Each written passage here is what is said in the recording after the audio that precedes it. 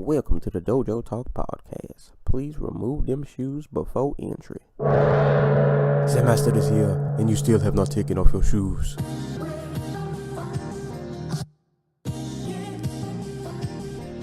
Yeah.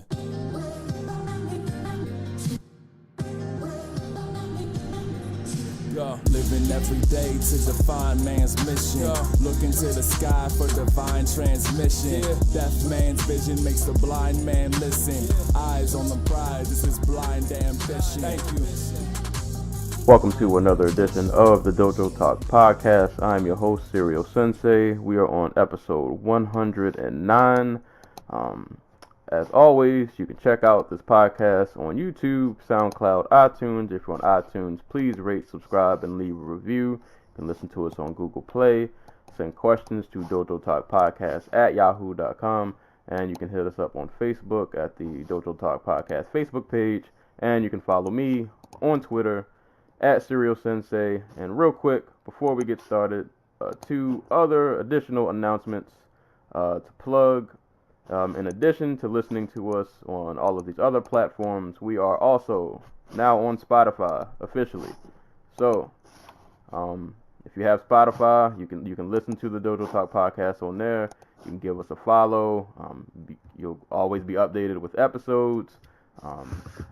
It's one of the biggest streaming platforms, so we're on there now. Give us a follow if you're a Spotify user. I use Spotify all the time. Not that it's a plug for them; they don't pay me, but we're not on yet, Spotify. Yeah, not yet. We're working on it. But yeah, we're on Spotify now though, so that's pretty awesome. So please give us a follow. Give us a follow on there. Share with a friend. And last announcement: by the time you guys hear this, probably be like about Tuesday or Wednesday, I'm gonna guess. But either way, my book, The Oddball Chronicles, will be out. It comes out November 12th. By the time you guys hear that date will probably already have passed.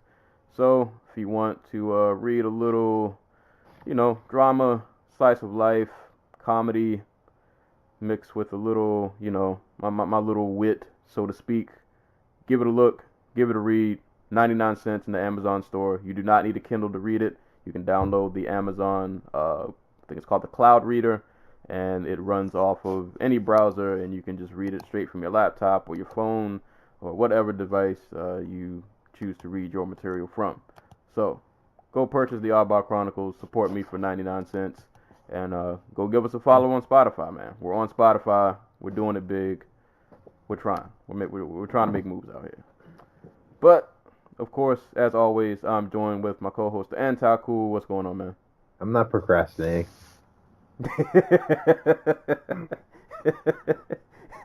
Let you guys know he's been working real hard over here. He's had a rough week, but we're gonna pull him through. No.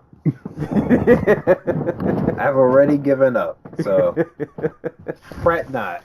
We gotta work on getting the Dojo Talk Podcast health insurance. Yeah. So flu shots. Fuck them. I got a flu shot like 2 weeks ago, and it was the first time in years where I felt like really sick. Yeah, because they give you the flu, right? So whatever. I work around children. I don't want their germs infesting me with death. This week, I guess I get the stomach flu or whatever, to the point where I can't eat. I spent all of Tuesday in bed in like a pile, like not even asleep, just like in a pile. I couldn't move. It was awful. And then I went to work the next day. So that's been my week. We got to get our health insurance rolling off the ground. We don't have PTO or any of that. Just PTO. I get so much comp time. Just take a year off. Oh man, but I have not gotten a flu shot since I was like 12. Figured my body hasn't died yet, so just gonna you were smart. I got peer pressured into it. See, my whole thing, and sorry, this is a whole side tangent that has nothing to do with fighting, but my whole thing was like, I think I've had the flu, I think twice in my life. Like, I remember getting it when I was like a little kid, and then I remember I got it when I was in 8th grade, and it was definitely like one of the worst things ever. I think all I did for like an entire week was just stay in bed and drink tea, and like my head hurt. I couldn't even like watch TV. That like just the static noise from the TV hurt my head. It was a terrible time. But after I got over that, I never got sick. Oh, I never got the flu again. So I was like, why do I need a flu shot now? I've been going strong for like a decade. I don't know. I don't know. Hopefully the flu doesn't evolve and get me one of these days, but I'm going to keep chancing it.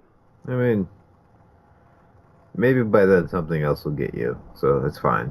Yeah, we'll have a new plague. I mean, we're due for one. That's what I keep hearing. Like, we're supposed to get like the next version of like the Spanish bird flu or something. Oh God. Well, not looking forward to that. I mean, whatever. Just quarantine yourself, people. Just don't talk to anybody. Yeah. Don't go outside. What's the name of that Earl album? Was that Earl? Oh, I don't do shit. I don't go outside. Just don't do anything. Exactly. There you go. Just follow Earl. He knows the way. But, real quick before we get started, top cities of the week. I'm gonna butcher this first name. Kelowna, Canada. Kelowna. Canada. Shout outs to you guys. Farnham in the United Kingdom. Number 3, Harrisburg, Pennsylvania. Number 4, Istanbul, Turkey. And number 5, we got, is it Ripon or Ripon, California? Or Ripon. I don't know how you say that. R-I-P-O-N, California. And tied with them was Monticello, New York, and Seattle, Washington. So, shout out to you guys. Appreciate the Tumblr listenership. Twitter people who support, all you people who post and reblog. Always appreciate you guys. So yeah, I guess we will just get started because since the last time we recorded, which was only just like not even that long ago, a lot has happened. So I will run through fight announcements, and then we'll have a few conversations, a couple of big things in the combat sports world happened this week that we'll dissect a little bit. And then we will get into this long card. It's this 6-fight main card. But whatever. So, news and notes and fight announcements for the week. UFC 233, which will be going down on January 26th next year, has a good host of fights going down. We got Ben Askren versus Robbie Lawler, Paul Felder versus James Vick, Islam Makhachev versus Francisco Trinaldo, Ariane Lipsky versus Joanne Calderwood, Marion Renault versus Yana Kunitskaya, and Dominic Cruz versus Lineker is also in the works for that card as well. At UFC 232, we got Chad Mendez versus Alexander Volkanovski. January 19th, we are getting closer to the ESPN Plus debut. They have a little, that card is starting to round out now. We got Paige Van Zandt versus Rachel Ostovich. Ian Kudalaba versus Glover Teixeira, Alonzo Menefield versus Vinicius Alves, and Jeff Neal versus Bilal Muhammad. That should be a really awesome fight. At UFC on Fox 31 in Milwaukee, Charles do Bronx Oliveira will be having a rematch with Jim Miller. Paulo Costa is out of his fight with Yoel Romero, so no superhero duel going down. At the Beijing card, UFC Beijing, November 24th, later this month, we got Song Yadong and Vince Morales, and Pingwan Liu versus Martin Day. For the Tough 28 finale, Gilbert Melendez is out of the Arnold Allen fight. Replacing Melendez will be Rick Glenn. Also on that card, we will have Antonina Shevchenko versus Ji Yeon Kim, and Joseph Benavidez versus Alex Perez. At UFC Fight Night Argentina, Tom Breeze is injured and out of his fight against Cesar Ferreira. Tom Breeze has been replaced with Ian Henesich, if I'm saying that right. Um, Elsewhere in the mixed martial arts world, over in One Championship has been all over the headlines these last few weeks. Miesha Tate is the new vice president of One Championship. Her role, from what I understand, she will be a brand ambassador and I believe a color commentator as well. So congrats to her and her. What is her boyfriend's name? Is it Johnny Nunez? Sure. Yeah, he actually signed a deal over there as well, not as a president or anything, but like a fight contract. So they'll be over there. So shout outs to her. That's a pretty big move. Mighty Mouse and Eddie Alvarez, who I'm sure you guys know by now, are both signed to One Championship. These gentlemen will be participating in Grand Prix in their respective divisions. Other than that, don't have many details. I don't think any date or opponents are named, but from what I understand, they'll both be headlining their respective divisions in those Grand Prix. So that should be pretty awesome. Over in Bellator, pretty big fight. Aaron Pico's next opponent will be Henry Corrales. The date is January 26th. I don't know the name of that event, but January 26th, Pico versus Corrales. That should be a pretty good fight. A fight I think we actually called, saying that would most likely be one of the names for his next opponents. And the last bit of news that I have, UFC vet and recent PFL welterweight tournament contender or participant, Rick Story has announced his retirement at the age of 34. See you in the bare knuckle league in like 5 months or something. I don't believe people when they say they're going to retire. But if you do indeed retire, best of luck to you. He's put on a lot of fun fights in the UFC. It was a really hot prospect when he first came. He had a nice little run going, and then things. He took a short notice fight with was it Charlie Brenneman, and then lost, and then just spiraled out of control from there. Yeah. Life kind of happened fast, but yeah, man. Rick Story was a pretty entertaining guy. He was a pretty violent guy. So, best of luck to him if he is officially retiring. If not, see you in the bare knuckle league in 5 months. I mean, Chris Lieben just won, so yeah. let's get this shit rolling. I cannot bring myself to watch.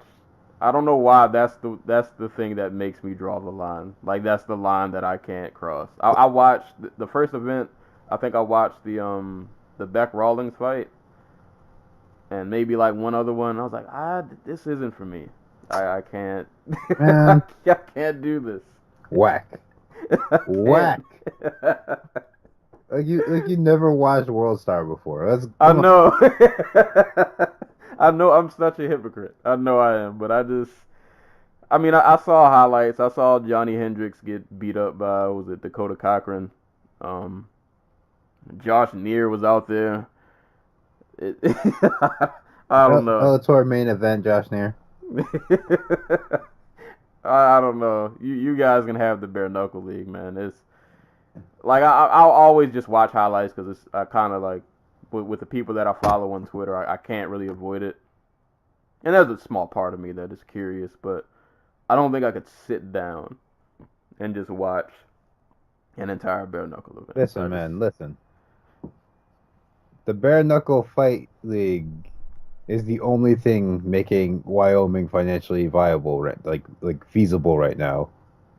They come for Grand Teton National Park, but they stay to watch Chris Lieben and Phil Baroni take even more years off of each other's lives. Hold on, does that league have belts or anything? Not yet, but I assume they're working towards it. Oh boy. I mean, Chris Lieben, your world champ. I mean, let's be come on, you know who was a bare knuckle fight champion before he became a pro and it was a actual world champion? You know who it was? Yeah. Tyson motherfucking Fury. That's probably I think I mentioned this before. King of the Gypsies is not a joke. It's an actual title he won from doing bare knuckle fighting.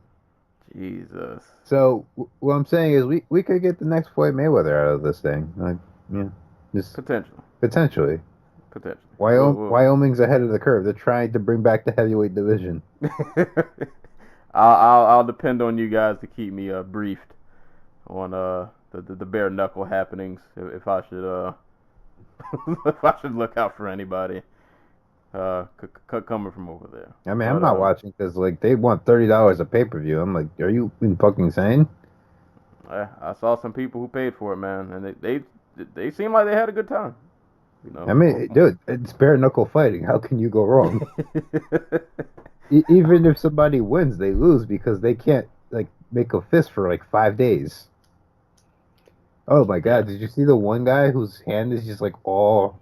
Yes, his hand was mutilated. Like it looked like he tried to like transform and he stopped like mid transformation, and that was just the end result. His hand just. Oh my God! Speaking of freak shows, did you see Hongman Choi versus Yulong? Yeah, I didn't see the whole fight, but I saw the spinning back kick. So for people who don't know, you know Hongman Choi is like 8 feet tall.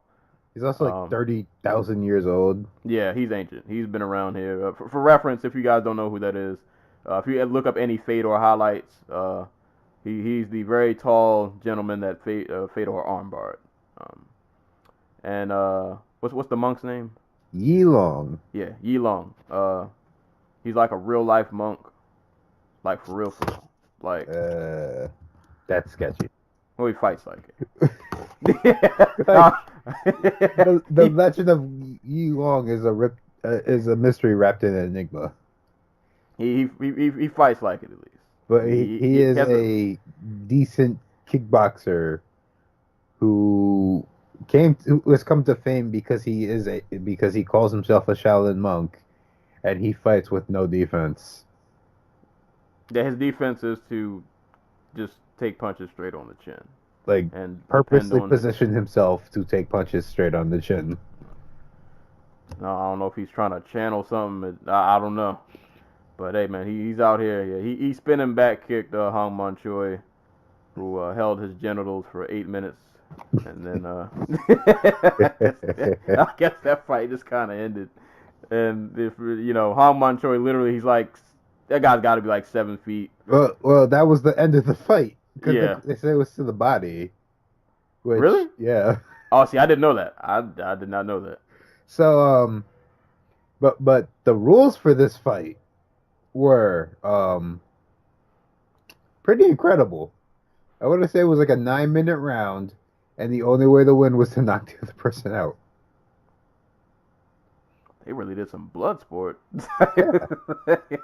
Dude, I forget the name of the promotion behind it, but I'm all for freaking knockout fighting. Like, bring it. Fight until one person just can't get up anymore.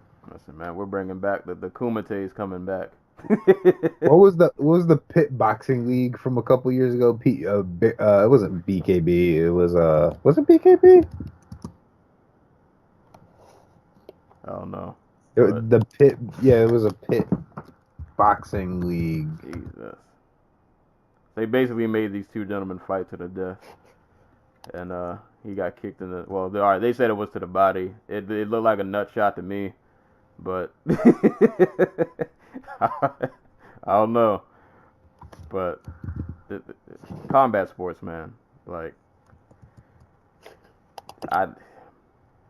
there's just certain things you can't get from other forms of sports entertainment that only combat sports can give you, and that's just one of those. That's just one of those moments. You're not going to get that anywhere else. Big knockout boxing. That's what it was. Because Layla McCarter fought in it, and Gabe Rosado, and Curtis Stevens, both famous for getting the shit beat out of them by one Gennady Golovkin. It's a shame that they only stopped after 3 events. Oh boy, probably somebody didn't die in the pit. I mean, you live in the pit, you die in the pit. Let's be real. I don't know. Hope maybe that's what karate combat's going to turn into. They're already in a pit. Yeah. Surrounded by a bunch of rich people. I mean, what's more combat sports than that? We are a bunch of savages. What does this say about us? Oh man, That we're only human. that is true. We're flawed people. We're not perfect. You know. Speaking of flawed people, I don't know where I was going to go with that, but Floyd Mayweather. Oh boy. I was gonna say, do we start with Floyd or do we go with Flyweight? Yeah, let's do Floyd first. Have some fun with this. I'll let you handle this story. So at like 6 o'clock last Sunday, after we had already finished recording for the day, Stokes hits us up by a text and is like, "Is Floyd Mayweather really fighting Tenshin Nasukawa?" And Mike, Sensei, what was your original response to seeing those words grouped together? God, I'm trying to go back to the thread actually to see what did I say. I was pretty sure I thought this was a joke, and then I started getting worried, like because he posted it and I was like, no, that's a joke. And then I got on Twitter and I saw people like question us like, this can't be real. And I was like, this is probably just a stunt, like, New Year's card, they're trying to build hype. And then I saw the poster and I was like, oh no, this is oh no, we're doing this. And I was like confused and happy and angry all at the same time. Cuz it's like, why is this a thing? But then I'm like, it's Ryzen. Why wouldn't it be a thing? And then I was like, well, why would Floyd fight Tenshin of all people? And I was like, well, who cares who he fights? Well, just. And then I wanted to know the rules, like, because I was like, there's no way this is a kickboxing fight. There's no way this is a kickboxing fight. Tenshin would murder him in 30 seconds. But I was almost bummed that this ended up not. I don't say I was bummed. There was a small part of me that was slightly disappointed that this wasn't a thing, because it would have been such a spectacle. Like, this would have been the spectacle of all spectacles. Like, this would have been the, I don't know if you would call it a freak fight, but this would have been something. This would have been something crazy. But, yeah, that was the wildest, like, 2 days, because or not even 2 days. I feel like this got shot down really quick. I feel like that same day we just got shot down. Like, oh no, this isn't real. Well, it came out like a day or two later that Floyd finally got back from Japan. It was like, yeah, they lied to me.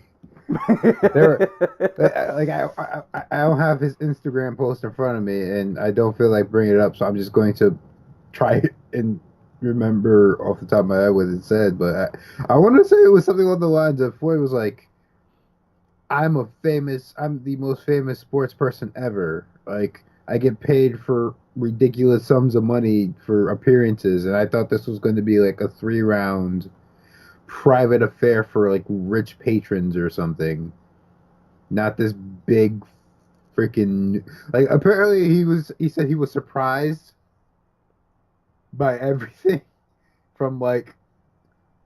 And like, there's a little bit of credence to that, because I don't think Floyd would have shown up in like a jumpsuit to like a media conference announcing a fight. You know what I mean?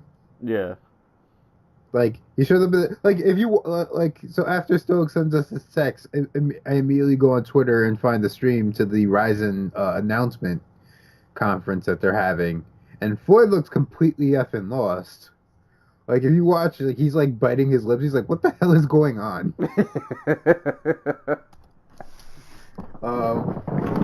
But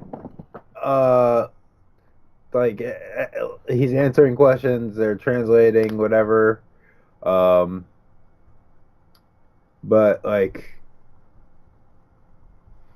I can't remember is it Brett Johnson of One Entertainment who's supposedly responsible for putting this chaos together? It came out that, like, apparently, like, they had this in the works for like at least a month. Like, talks are going on, and Brett Johnson actually has a picture of Floyd Mayweather, what I assume to be Floyd Mayweather, because he's wearing a big ass diamond encrusted watch. In the picture, he has a picture of him in Ryzen gloves. on his Instagram, and like a picture of Floyd in Japan, like 3 weeks before the conference. I want to say 2 or 3 weeks before the conference. Talking about how they're going to fight on New Year's Eve in Japan. So Floyd knew what was going to happen. He knew he was fighting for Ryzen.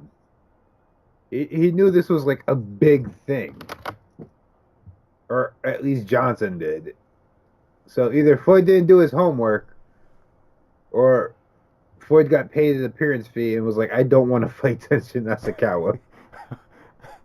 I'm gonna be petty, and I'm gonna say, he went in here thinking like, oh yeah, this will be a fun fight, whatever. He saw one highlight and he was like, nah, I'm good, bro. I'm gonna say it was probably Floyd was like, you know what? I'll get my way in the end. It'll be a boxing match. It'll be 3 rounds. It'll be $100 million easy. Like no sweat, whatever. Just show up, get my work in, get my paycheck, leave. And I'm assuming like that after the press conference, like him and Ryzen, whoever was at Ryzen just like sat down and were like, yeah, no, we want a kickboxing match, or we want a special rules match, or we want a mixed martial arts match. And Floyd was like, fuck that. And just when he got home, he was like, yeah, no, this fight isn't happening anymore. Yeah, we're out of here. But shouts to Ryzen because they got everything they wanted. Tenshin Nasukawa's name was in everything from like The Guardian to the New York Times to ESPN. Like, dude's name was everywhere. I don't know if that translates to like him, like in this saturated sports combat sports market. I don't know if that translates to more people spending $20 to watch Tenshin fight some like dude on New Year's Eve. But yeah, his name floated out there for a little bit. His name was out there. Like Ariel Helwani was talking about him. Luke Thomas was talking about him. If you go on YouTube, like you'll find like this is the guy who Floyd Mayweather ducked videos with like 1 million views on them. Like the dude got like some for real buzz off it. I think to me that's the best thing that happened out of all this. Like people found out who Tenshin was. Right. And even though I saw a lot of ignorant comments about him, I kind of had to brush him to the side because I'm like, most people, they're not like me or us. We take all these deep dives. We find everybody in the 4 corners of the world who can throw a punch. Most people aren't really paying attention to kickboxing. They don't even pay attention to kickboxing in the U.S., much less what's going on in another part of the world. So, but hopefully at least Trent. Maybe I hope he can ride the wave a little bit. I don't expect it to last that long though. Maybe he'll get a good look on that New Year's card. Well, just because it's most important what happens inside Japan because that's who Ryzen's core audience should be, and they're really like they've been pretty stagnant since they debuted. Like the ratings haven't gone too far down, but they haven't exactly gone up in the way that they've been wanting them to. So. Now that they got Tenshin's name next to Floyd Mayweather's, who knows? If you're Ryzen, do you do like a petty promotion when the man Floyd ducked? You're right. I mean, I'm putting on every poster, but I'm petty. So I'm just saying you gotta capitalize off the wave while you got it, man. But nah, that it was just a fun moment in time. I think I came to the realization that this wouldn't be real because like there's no way Ryzen's gonna pay Floyd whatever the money that he was. I'm like, there's no way he's getting like they're not paying him 100. Dude, that's straight up some Yakuza money. I'm sorry, I know people are like there are some like JMMA fans who are like taking offense to that, but like Sakaki Bara was saying like, oh, 61 million of the $100 million we're paying Floyd Mayweather coming from the Pride sale. I'm like, dude. You ran a whole nother promotion in between. Like, matter of fact, you might actually ran 2. Like, where the fuck you get this money from? I don't know, man. So, stocks and bonds and I straight up don't know what Sakaki Bara does when he's not doing Ryzen or Dream or whatever. So I could just be like he probably he's a billionaire, like an actual billionaire, and this is like his side gig. So well, Yeah, it was a fun moment in time. It was something the craziest headline. Like, the only thing I can compare it to is if you went back in time and you're like a pro wrestling fan in the 1970s and you see the headline Floyd Mayweather, not Floyd Mayweather, Muhammad Ali to fight Antonio Inoki in to. special rules match in Japan. Like, Right, that's the only thing I can compare it to. man. I Like, almost. like, this is why JMMA is so much better than the UFC, because they get like Muhammad Ali and Floyd Mayweather and Mike Tyson, and all the UFC can really get is like 50-year-old James Toney. If they would have pulled this off, though, maybe there's still hope. I mean, they said that they're still trying, like, they're still talking. Like, I'm assuming this is just Floyd. If this happens, it's going to be Floyd maneuvering for more money and a boxing match. Yeah. All right. Before we get off this topic, just hypothetical. How does tension hold up in a boxing match? Not well, but at the same time, like, I don't expect Floyd to just go out there and do what he did to Conor McGregor and just march him down. Like, that's just crazy. Like, McGregor doesn't get into firefights. Tenshin Nasukawa will at like a moment's notice. So, I don't think it'll be like a challenging fight for Floyd, but yeah. It'll be more competitive than Conor, but probably go Like Conor had size. Like that's the other thing. Like Tenshin Nasukawa was like 3 to 4 inches smaller and probably was like 20 to 30 pounds lighter than Floyd. No, that is true also. Like if they do the match, I just want like a special rule where like Tenshin Nasukawa's like allowed one Rolling Thunder per round. Yeah, that's all we need. That's all we need. I don't think Floyd would know what to do if he saw a rolling. Well, it wouldn't matter because he probably would see it and then he would be staring up at the ceiling after that. 'Cause not a lot of time to process when that happens. Right. We can dream. Maybe this will somehow become a reality. I doubt it, but like I joked, but like one day we're gonna get like Terrence Crawford versus like Takaru. I feel like that's like those kind of fights are like the next evolution of combat sports. Like eventually, because I feel like we go through these phases. Like Bellator had like the freak fights. I mean, Pride was built on these fights. Pride had the freak fights. Bellator took them to a I ain't gonna say a new level. It was different. They lowered the bar. They did the freak fight remixes. The UFC has the CM Punk thing, and I feel like they're trying to push. I feel like the double champ thing in the UFC, they're really trying to make that like that's trying to become the new thing now. Oh, did we mention that? Did we? Oh yeah, no, I don't think we did not. I did not write that down. Yeah, other fight news. I don't think this has a date, but UFC 233 is the targeted date, from what I remember. Oh, so this card's gonna be pretty stacked then. So yeah, TJ Dillashaw and actually, no, I'm glad we mentioned this because this segues perfectly into the next conversation. TJ Dillashaw, Henry Cejudo will be at 125 for whatever reason. They will be fighting for a belt for a division that will most likely not be here next year. This might actually be the last fight in like the flyweight history. Right. And basically, I feel like if TJ wins, you can promote him as double champ. If Cejudo wins, you know, it gives him stake at 135 now because it's like, oh, I beat the champ that the division above me. Now you can't say I don't deserve to be at 135 fighting the best of the best, you know, so on and so forth. Well, it gives him a rematch. That too. So for the UFC, I think it's like a win-win. As a fan, I don't care to see this. At least not at 125. I don't care to see this. To be honest, I can't say I don't care to see this fight in general. I think it's just the timing of it I don't like. Like there are like 3 guys who are right behind TJ Dillashaw, who should be like fighting for the title. Yeah. Like, I get it. You gave up on flyweight. You're already firing dudes. We should probably mention them too. Like, friend of the show, Jose Shorty Torres, is no longer in the UFC. Justin Scoggins, no longer in the UFC.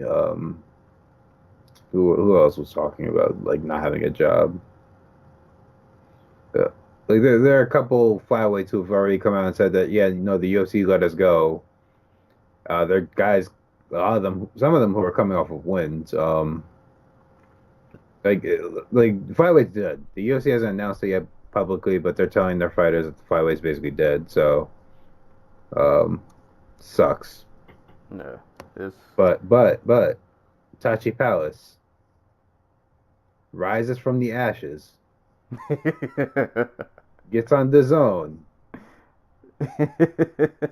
it just becomes lit. Oh man, I'm trying to like it really does suck. Like a lot of these guys, a lot of these talented fighters, like I said, Shorty Torres, man, friend of the show. We had a great interview with him. He didn't even get a chance to go to 35 where he has previously competed. Like they just sent him on his way. It sucks. I almost don't even feel like getting into like the reasoning, like whatever. They didn't like the division. Dude, the reasoning's stupid because none of these divisions draw because the number 2 freaking like heavyweight in the world fought last week against the number 10 dude, and they could barely hit 500,000 people. Yeah. So, like you're running 40 shows a year. You don't care about ratings. Stop lying to yourself. And as much as we talked about it last podcast, like going over the schedule for next year, there are going to be a lot of fights next year. A lot. And you just scrap the whole division with fighters that could have filled a lot of those slots. I mean, and let's be honest here, man. Is outside of like the top 3 guys at 205, is flyweight really like that worse than light heavyweight? It is remarkably better than light heavyweight. Like, if we're being honest here, like, is flyweight really that bad compared to light heavyweight? It is head and shoulders better than this division. I'm sorry. It is just way better. Like, do you to rewind this? Do some revisionist history real quick. Do you think this whole situation happens if we rewind time and Joseph Benavidez beats Mighty Mouse? that was the original conceit, right? Like literally, when Dana was talking about over the summer, he was in his little skirmish with DJ about like getting rid of the flyweight division. He said we thought about getting rid of the division 3 years ago. 3 years ago, almost like I'm not gonna say to the date, but that was like just around that period when DJ knocked Joseph Benavidez out, forever cementing that Joseph Benavidez would never have the flyweight title. Like, I think the UFC really wanted a Joseph Benavidez, Uriah Faber, Chad Mendez like title run. Yeah. And they were just upset they never got it. And now they took their ball and they're going home and they closed down the court. Yeah. Like indefinitely. And to be honest, what's really unfortunate is, I mean, for guys, if you haven't been following like MMA for that long, like there was a point in time where like the lightweight division wasn't a thing anymore. Like they shut that down. Thank God it came back. I don't think the flyweight division's coming back. Like, can you imagine if the UFC was still just welterweight, middleweight, light heavyweight, and heavyweight? Oh my God. We would have been in. I mean, we still would have gotten some good fights, but we'd have got like the only good division would be middleweight. Should I say the only fun division would be middleweight? Well, welterweight would have had a decent run, but it would have fell off. Like, it would have fell off. yeah, middleweight would have been cool. Light heavyweight would have. Like if you think we're getting like weird headliners now with like Vulcan fighting like Smith, like Oh yeah, it would have been bad. oh my god, like Yeah. we'd be getting like what's the dude's name? Patrick Cummins would be headlining cards right now. Be Yeah, insane. it would have been. Yeah, that is not an alternate reality. Dude, imagine if they just kept the WEC separate and like featherweight and like bantamweight were still by themselves. Like That was my. Oh my god, that was my very first thought when like I saw the Shorty Torres clip when he was talking about letting them go. Like, if the WEC was still a thing, like the UFC. Oh my god. all of these fighters would have had a place. And it man, if you guys didn't watch the WEC, man, you missed out on a really good era of just really amazing fights. And 125 would have been because they didn't have a flyweight. I think their lowest was bantamweight around that time. Yeah. Because DJ was he was even a bantamweight around that time. But man, the WEC would have been perfect for these flyweights. Like, I mean, Sean Shelby apparently hates flyweight, so who knows what he would have, because he was the matchmaker there, so who knows? But like, god damn, like think like from the standpoint of just like the UFC as an entertainment property. Imagine if like 145 down was still just in the WEC, like the entertainment value of the UFC without guys like TJ Dillashaw and Cody Garbrandt and like Marlon Moraes and Jose Aldo and Max Holloway and I guess like your Chad Mendeses and who knows what like where Conor McGregor would have ended up. I mean, and if we're being honest here, even including lightweight, like if the UFC didn't absorb the WEC, most of you guys' favorite lightweights would not be there. Most likely wouldn't be there. Yeah, like they probably could have signed a bunch of them over, but like your Donald Cerrone's and who literally just won the fight to have like the most wins in UFC history yesterday. Benson Henderson, Anthony Pettis. Yeah, no, it's just a whole era of lightweight and lightweight contenders just not there anymore. Long live the BC, man. But yeah, the flyweight, man. I hope some of them will be. I'm pretty sure some of them will be able to find homes. But I mean, if one is really getting is trying to get a TV deal by December, you got to have American fighters. Like you're not going to put on a fight between like a 115-pound man from Thailand and a 115-pound man from the Philippines and expect to draw a TV audience here. Like you're going to need a Jose Shorty Torres, and Roberto Sanchez or somebody. Like maybe this is what Combate America needs. Like a lot of these dudes are like of Hispanic descent. Like there are options. It's just like not everybody's going to find a home, and that sucks. Yeah, that's gonna be the worst. Like for every good story we get, like I'm sure like a guy like Shorty Torres, I'm pretty sure he's gonna find a home somewhere. A dude like, well, I don't know if they're gonna do with like a Davis and Figueroa. I would assume they would keep him at 135. But word is he's getting a shot at 135. Okay, all right, that's awesome. But yeah, like for every story of a guy who finds a home, maybe they end up in one or any other of these promotions out there. There'll be another guy who like just falls between the cracks. Like that's just the unfortunate reality. Like most likely all of these guys won't be able to find homes, or maybe they will eventually, but it might take a while. Like some of these guys might just be in limbo for a while, and then you'll have some guys who might get offered at 135 who probably don't have any business being at 135, but they'll have to be there because if they want to stay in the UFC, like they won't really have any other choice. So just, I don't know. It might cause a lot of dysfunction, a lot of displacement, a lot of just a lot of people who are just trying to get by, trying to support their family, are going to be in some really tough situations. It really sucks, man. It really sucks. Like, I get it, like, flyweight wasn't people's favorite division, but I don't know, to throw the whole thing away, it's like, it wasn't that bad. Like, They're probably getting rid of featherweight too, because it looks like Cyborg isn't going to be around much longer.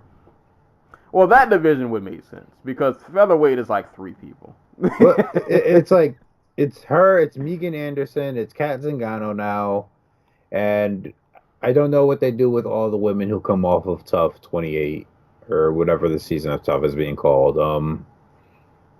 Like, because even then, like, a lot of them, like Leah Lutson and freaking Marcia Allen, and like a lot of those women are just blowing up bantamweights, and some are even blowing up flyweights. So, I can see them getting rid of the division, but it's just like, okay, what does Megan Anderson do from here on out? Does she just like go to Bellator? Does the UFC let her go? Do they just hold on to her and make her fight in Invicta? Like, sucks. But like, my point being, you're getting rid of, and there's rumors that they might scrap women's bantamweight in the future. Like, that's another one. Like, who like, I get it. You want to cut down on like,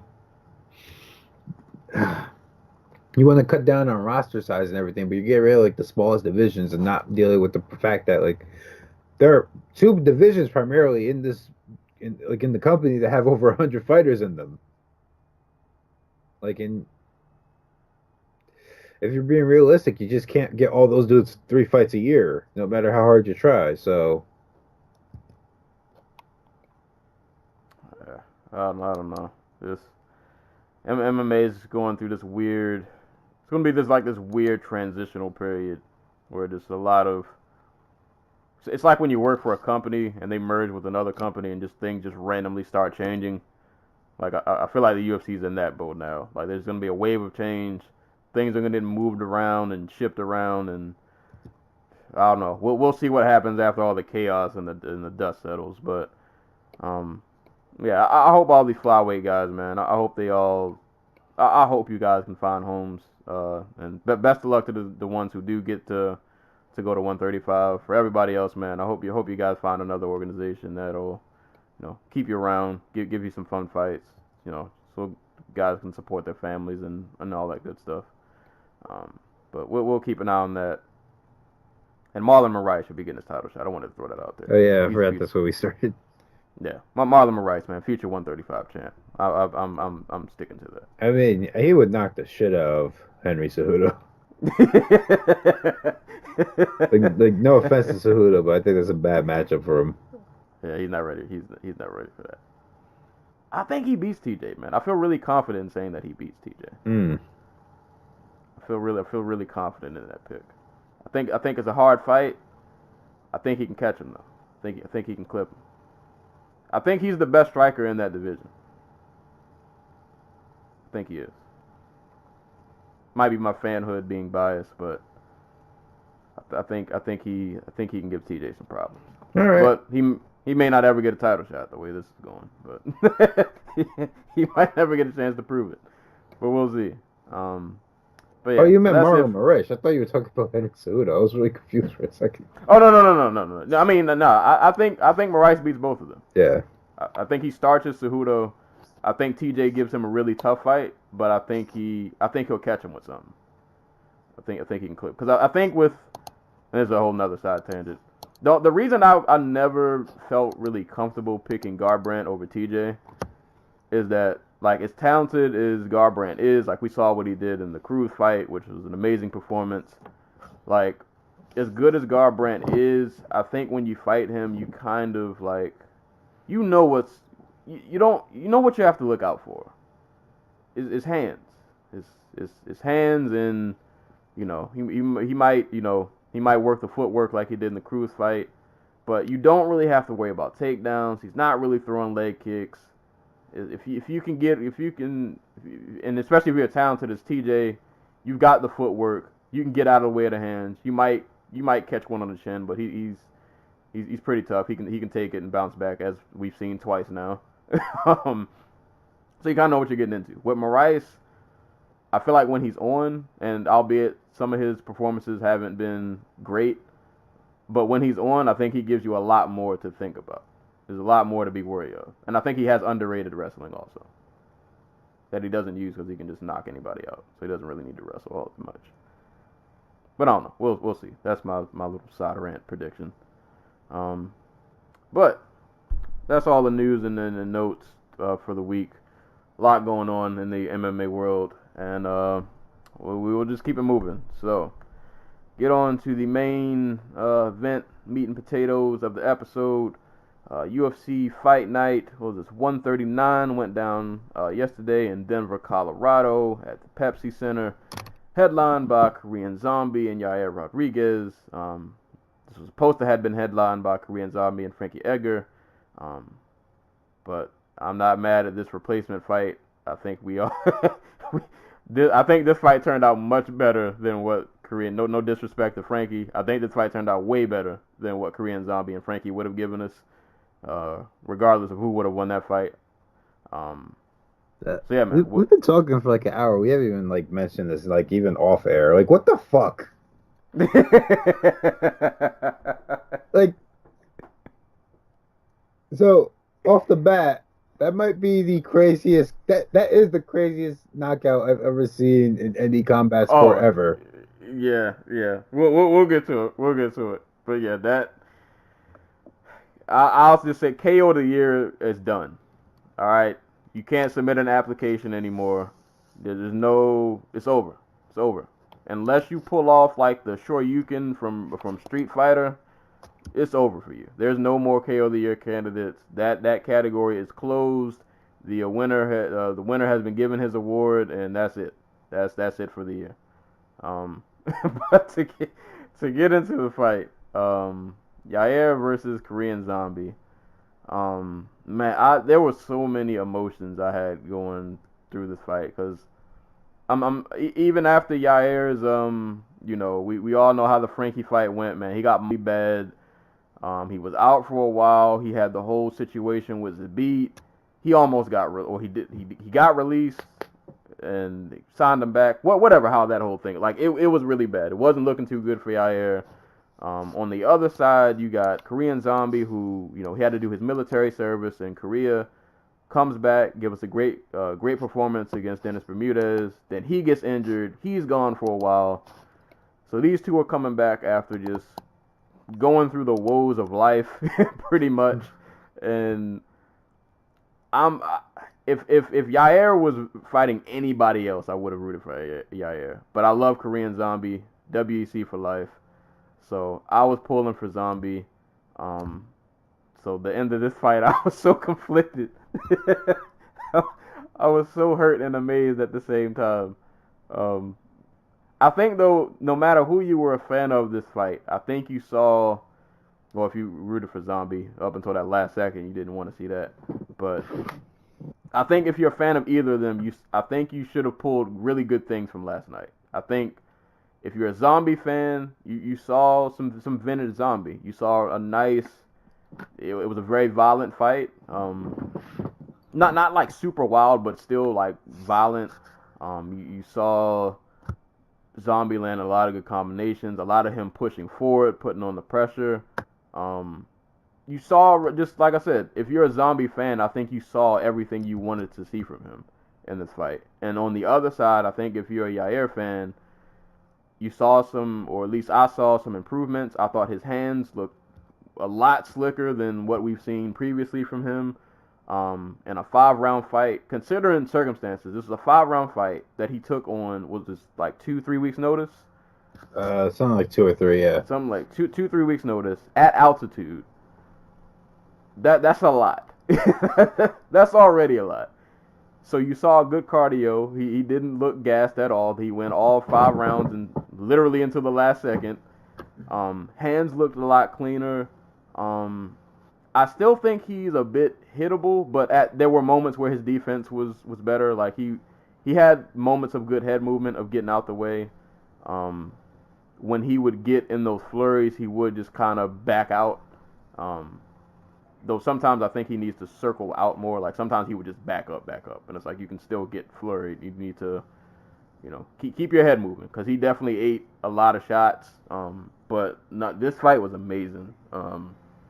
Lots of good kicks from Rodriguez, leg kicks, body kicks, all kinds of kicks he was throwing. Like I said, his hands he looked a lot more comfortable on the feet. He looked a lot more fluid with his striking. It wasn't just for even all the flaws and moments where he did like get clipped or stung. I think he just looked a lot more comfortable on his feet than we've seen him before, in regards especially to like his boxing. He just looked a lot more fluid out there. It was just a crazy back and forth. Like I said, from Korean Zombie's end,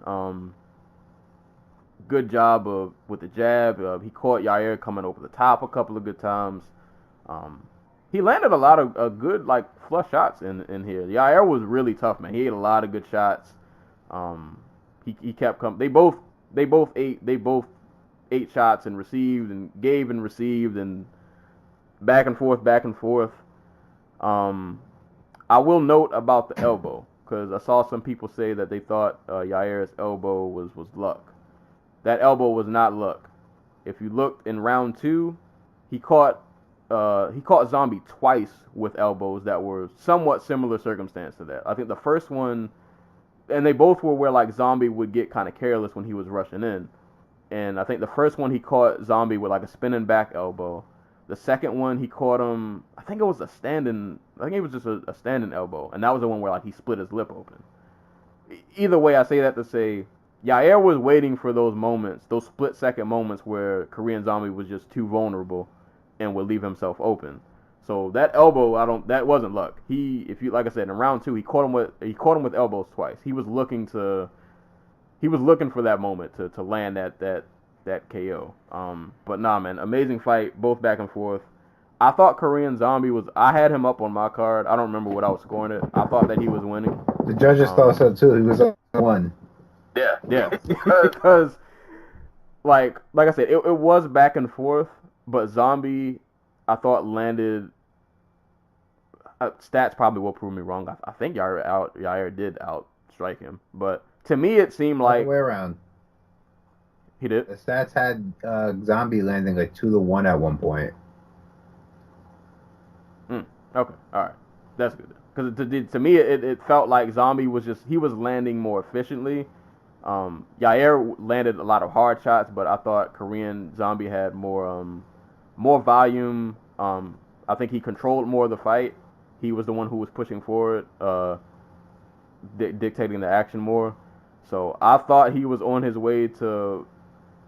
I didn't think it was unanimous, because I don't know. I'm not sure what the judges were looking for. I thought it might have ended up being another split decision, which we saw a few of those tonight. But my God, it. God, I was so hurt and amazed and hurt at the same time. Like, how? Literally, like 1 second, literally 1 second left on the clock, man. After this amazing performance, back and forth, they get in their last like 10-second flurry. Yair puts his hands in the air. Right. As if, I don't know if he was like celebrating or just goading KZ on, but it worked. Yes, it worked. Like, they put his hands in the air. They're like, let's go. Let's have this last minute, warrior moment. Yair gets a nice little combination off that he ends with a kick. And Korean Zombie rushes back with a flurry, leaves himself open for just a split second. In real time, I had no idea what happened. All I saw was Yair duck his head down, and a second later, Korean Zombie was motionless on the floor. And then in the replay, you see Yair perfectly ducks his head down, does the reverse upward elbow right into Chan Sung Jung's grill, and he is just out. Just completely out. And it was, like I said, KO of the year, no question. Nobody's beating that. You don't even try. You can't beat that. In terms of elbow KO, that might be the best elbow KO. Like Anderson Silva's elbow over what was it, Tony Fricklin. That was like one of my favorite elbow KOs of all time. I think this eclipses that. This might be the greatest KO ever. If somebody said so, I wouldn't argue. This I was so hurt for Korean Zombie because I was sure he was gonna take this decision. So I was really hurt, but at the same time, I was so amazed that y'all heard like I said, I don't think that elbow wasn't luck. And even if it was luck, who cares? It landed. It did what it was supposed to do. He took a shot in the dark and it worked. So it doesn't matter if it was luck or not. I don't think it was luck, but even if it was, it does not change the result. He pulls off the craziest. This would be like ending a basketball game with a full court shot, and you just come back and win. This is like hitting a 3-pointer at the buzzer, and then like the guy fouls you, and that's the point you need to win. Like the free throw shot. Like, oh my god, this card overall for me wasn't like all that great. It wasn't bad, but it wasn't great. It was kind of up and down. But this ending was like, you can't get a better ending than this. You just can't. Like, I think the only thing that could have heightened this moment is if this was a title fight. But this, Jesus Christ, amazing. Just one of the best fights of the year. Go back and watch this. It is a pleasure to watch. But I've been rambling along. I'll let you get your thoughts off on this. That was the best knockout I've ever seen. Like narratively, dramatically, technically, intuitively, like, okay, you're down 3-1. Like, maybe you don't know that, but like you feel like you gotta really put your stamp on this, like the end of this round to even have a shot at winning the fight, right? And you're like goading your opponent to like come on and throw, and he starts throwing, and you hear like the 10-second like countdown start going off, and like so he throws a punch, you duck underneath, he's over your back, like in any other situation, I feel like a normal MMA fighter would like shoot for a double leg, or just try to like bounce out of the way. Like, what part of your brain goes, I'm gonna throw a backwards up elbow and just kind of hope it lands? Oh boy! Like, god damn! Like, Dana White fired this man like 3 months ago.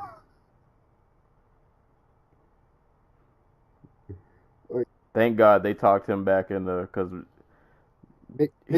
Maynard, you are a saint. Thank you. Because we would have been deprived. We would have. Like, I'm gutted for like KZ. Like, I'm like every other MMA fan. I am a big Korean Zombie fan, but like, god damn. Yeah, that was one of those moments where, like, even if you're a Zombie fan, you can't, like... I liken this to, in a similar football comparison, for those who watch football, when the Patriots pulled that comeback on the Falcons, I hate Tom Brady. I can't explain to you how much I hate Tom Brady. But the performance was so good that I couldn't even be mad at it. This was one of those moments where, like, I really, really, really, really, really wanted Korean Zombie to win. But that elbow was so crazy that it was like, I can't hate on that. Like, what am I supposed to say? How can I be mad at that? Like, I saw a lot of people who were very, very, very upset over the ending of this fight, but like, I can't be like, that doesn't happen. Mm-mm.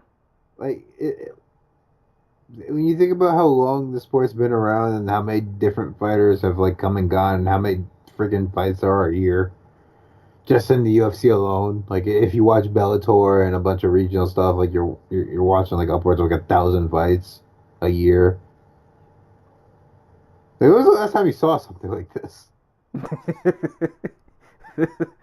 Like, this is literally a movie ending sequence. Like, This don't even happen in movies. Nobody throws back elbows in movies. You end with like a head kick or something flashy like that. But But like, if this happened in the movie, like everybody would complain, like it's too, it's too not even like unrealistic. It's like too Hollywood. Like, what do right. you mean the guy who got fired 3 months ago comes in on like 2 weeks short notice and is fighting like a guy who is, in every sense of the word, just like a terrible stylistic matchup because of just how much pressure he's willing to put on you. Won the fight at the last second by like throwing a strike with his that where he wasn't even looking at his opponent. He was looking at the ground. And like that elbow landed pinpoint too. Like Mm. I have a he has to drill like I feel like he's so wild that he drills stuff like that. Like, yeah, there's like no doubt in my mind like he does like back elbows and stuff, but like with the guy just on top of him like that. Him and Tony Ferguson do the same anime training, I believe. they both practice for like the impossible scenarios that aren't supposed to happen, but they drill them like it's normal. Did we mention that his foot was broken in the first round? Oh man, yup. Yeah, And he was still throwing kicks. yeah. A lot of them. Like I noticed this early on. He was way less bouncy than we've seen them before.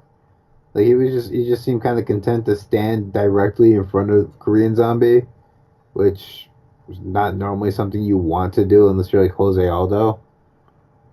Um, so I was curious about that. Like I didn't realize until like after the fight when he just collapsed on the floor and they had to give him like his little monster can and he can't stand up.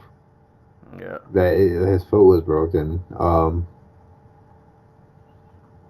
Yeah, he was still out there throwing it. Can't imagine that feels good.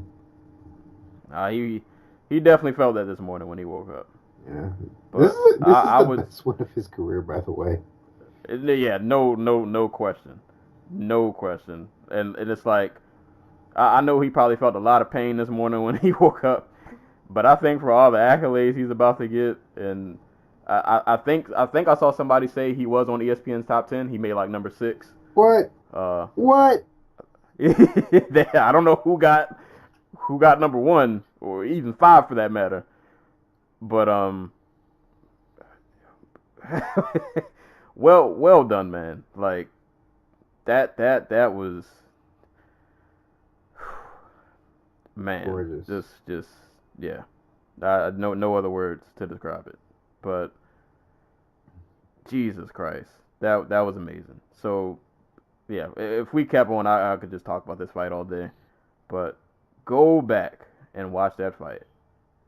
It is 5 rounds of nothing but entertainment, and it ends with the greatest KO I think any of us have ever seen ever in the history of anything.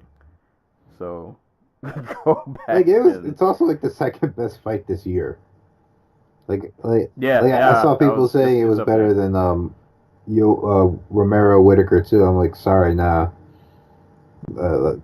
I would have this. It's in my top 3. I think so far my favorite fights this year definitely Romero Whitaker. I would put this up there in the like a top 5 range, and then my other one would be Tenshin and the Raw Tongue fight right. for me. I got those as my top fights, but this might not be fight of the year, but yeah, it's definitely KO of the year.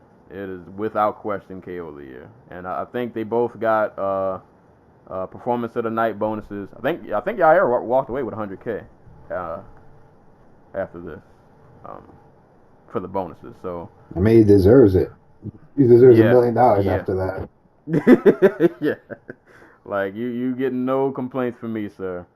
But really just great performance from both men, considering all they've been through just on the way to coming back to even making it to the octagon again. So just really good on them both, man. Like, considering all the circumstances surrounding this fight, you know, short notice for Yair. This fight could have been really crappy or one-sided. You know, well, we didn't know what we were going to get from Yair coming into this. You could only hope that he improved, but Like it was kind of a gray area. You didn't know with how the Frankie fight went and everything that went down with him being released and then coming back. Like it was a lot circling on around this fight. But yeah, amazing fight. One of the best fights this year and KO of the year, KO of the century. Go back and watch this fight. Amazing finish from Yair Rodriguez. And we will see what they do with him next. I know Zabit had some words for him on Twitter. We'll see if that happens. But I hope Korean Zombie comes back, man. That was a brutal way to go out.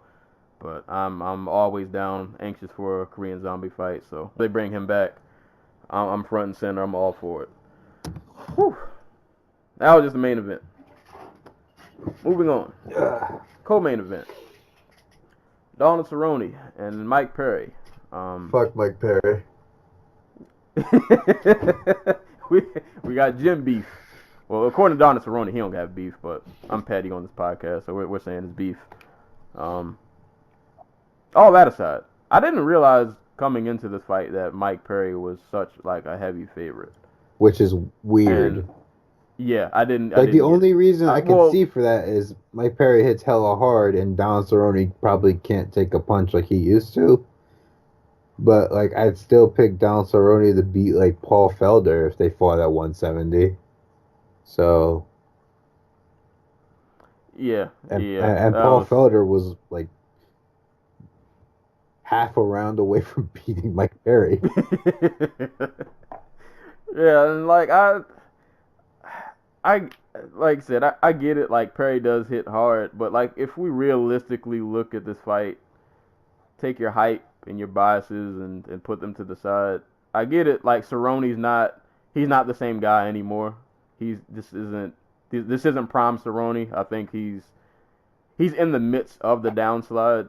You know, hitting the tail end of his career. But even on his tail end, he's still better than a lot of guys out there. Like, don't get it twisted. And what had me kind of befuddled as to why Perry was such a favorite, I was like, you guys do know that Cerrone is way more well-rounded than Perry.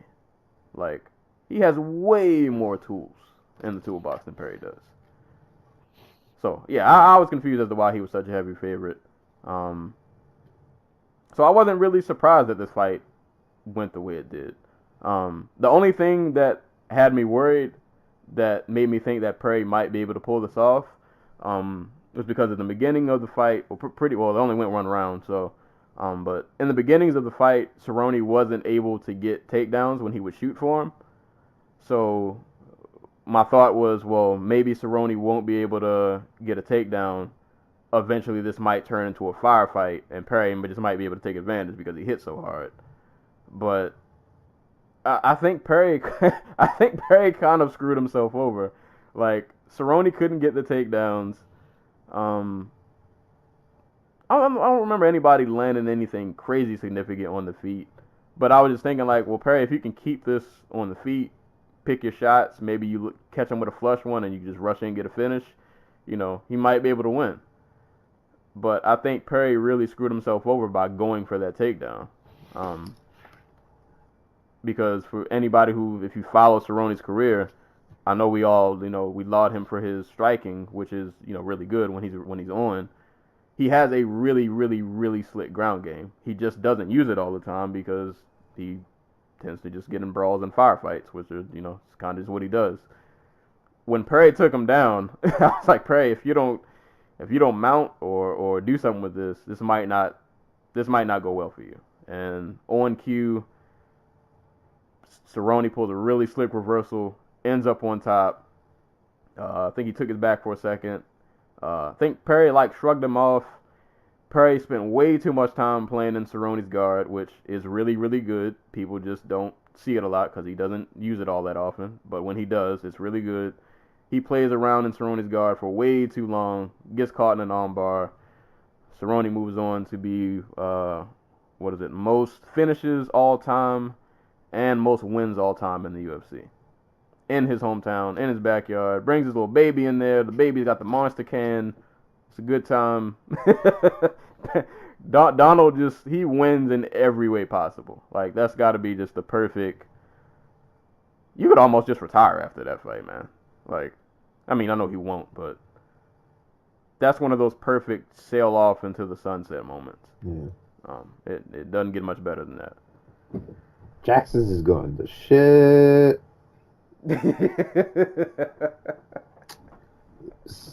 So Ray Borg was supposed to fight on this card against Joseph Benavidez, and he was forced out with medical issues. God bless Ray Borg, because I know what type of shitty ass year he's been having.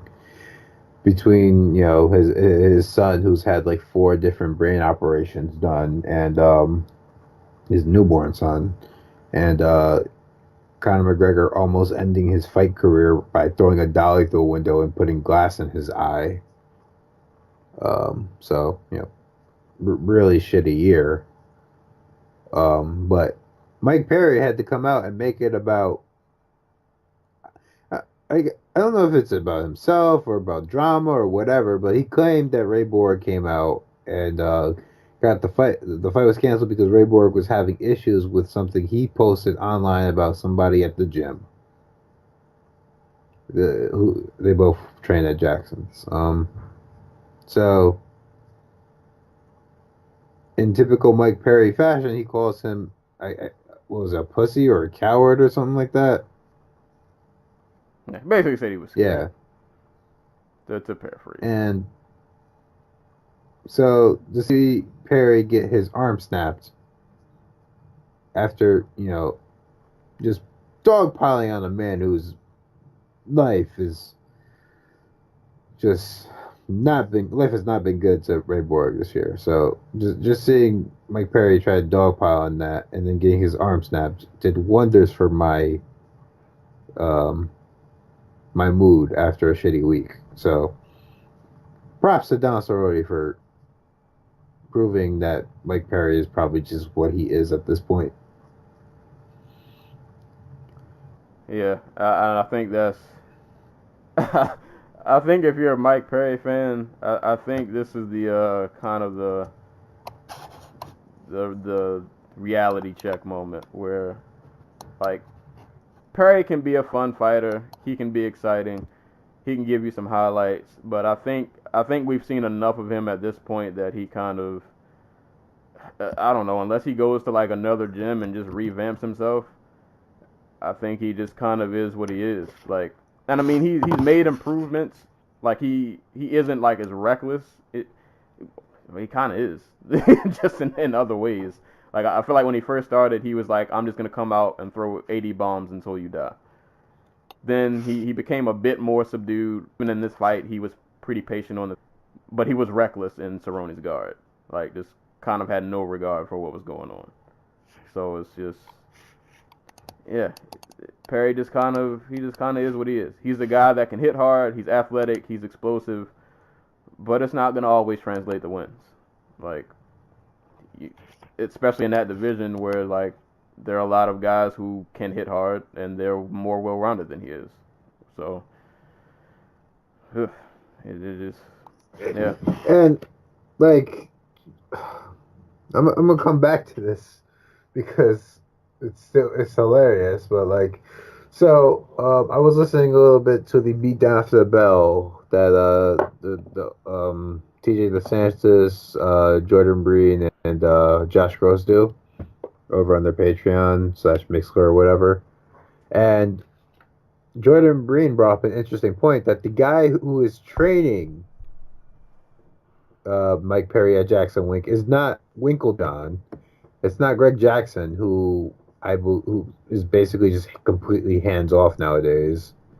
And it's not Brandon Gibson. It's Frank Lester.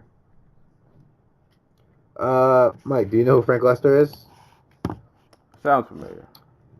He's an let's see. He is a former. He was a former fighter. Who fought in the UFC like 10 years ago. Fought once, got choked out in under a round, and then got bounced. He's been like you just completely like regional fighter. But point being, like Mike Perry is being trained by like the third or fourth best striking coach at Jackson Winkle Jones. So I'm assuming Wink and Gibson were just like, I don't want to deal with this dude. Frank, you have to. You're going to be the guy who's going to train him from now on. Yeah, and it's not looking good, man. It's not it is not looking good. Yeah. Guess they're a puppy mill for real, bro. Yeah. Hey, man. Some people thought Cerrone's criticisms were harsh, but might be some validity to what's going on over there. Not looking too good. Not looking too good. But hey, man, Cerrone went out there, man. He did his thing. I don't know about him going back to lightweight. I'm not a fan of that. But Joey threw it out there that he wants that we could get Donald Cerrone, Jose Aldo, 155. I feel like, you know what? Let me not even lie and say I wouldn't watch that fight. I feel like a few years ago that would have been really, really awesome. Still would be fun now. I guess I'm not mad. I don't know. I just hope he can still make the weight, because I know that's a pretty tough weight cut. But I mean, I guess if he does go back to 55, I don't know about him fighting Khabib. I know that was supposed to have been a thing a while ago. But I mean, if he can go back to 55 and he can make the weight, there are definitely plenty of fun fights for him down there. I just don't know at his age and his, I feel like he's kind of worn. I don't know how well he does, but hey, I don't know. If we get Cerrone Aldo, Cerrone Gaethje, I'm not gonna say no. So we'll see how that turns out. As for Mr. Platinum, yeah, I don't know, buddy. I don't know. I don't know. I don't know what's going to happen with you. Former Jackson fighters, by the way, Yair Rodriguez, who trained with Cowboys camp for like the last couple weeks of this card, before this card. Yep. So. Yep. Friendship Yair Rodriguez and friendship Don Cerrone. Hands up. So that was the co-main event, and like we said, Donald Cerrone is now the all-time leader in wins in the UFC and in finishes. I don't have the stats in front of me, but he's up there. So, and he'll probably fight again. He'll probably get another chance to even further the record. Moving on, next fight, which ended up being a catchweight, because I think Raquel Pennington came in overweight by a couple pounds. The return of one Jermaine Durandamy and Raquel Pennington. All right, so I had to rewatch this fight this morning because in real time I was really tired when off, and when I woke up I just saw Durandamy kneeing Raquel in the clinch really hard. So I only got a chance to really watch this fight like one time as a whole. Not the craziest fight really. I feel like when Raquel fights, I don't know. Like, sometimes I don't know what, like, her game plan is. Like, it seemed like in this fight, she was trying to get close. She was trying to... She was going for, like, clinch body lock takedowns, and... Yeah, and they wouldn't happen. Jermaine Durandamy is, like, twice her size. Yeah, it's like... Yeah, I know people make fun of Durandamy. She ducks Cyborg, all that crazy stuff. All that aside, which may be true. Well, she ducks Cyborg, that's true. But all of that aside, she's very large for bantamweight. She's very she's stupid strong. She hits really hard. She's not like the most consistent fighter, but she's still like really talented when she's actually on. And it seemed like when Raquel couldn't get a body lock takedown, couldn't really get much off on the feet. There wasn't really an extra. I don't know. I think after after she realized she couldn't get any takedowns, it was just kind of like, oh, I guess I'm just gonna keep trying this thing and hope it works, because there was no other recourse. She couldn't really hang on the feet. She ate a lot of hard shots.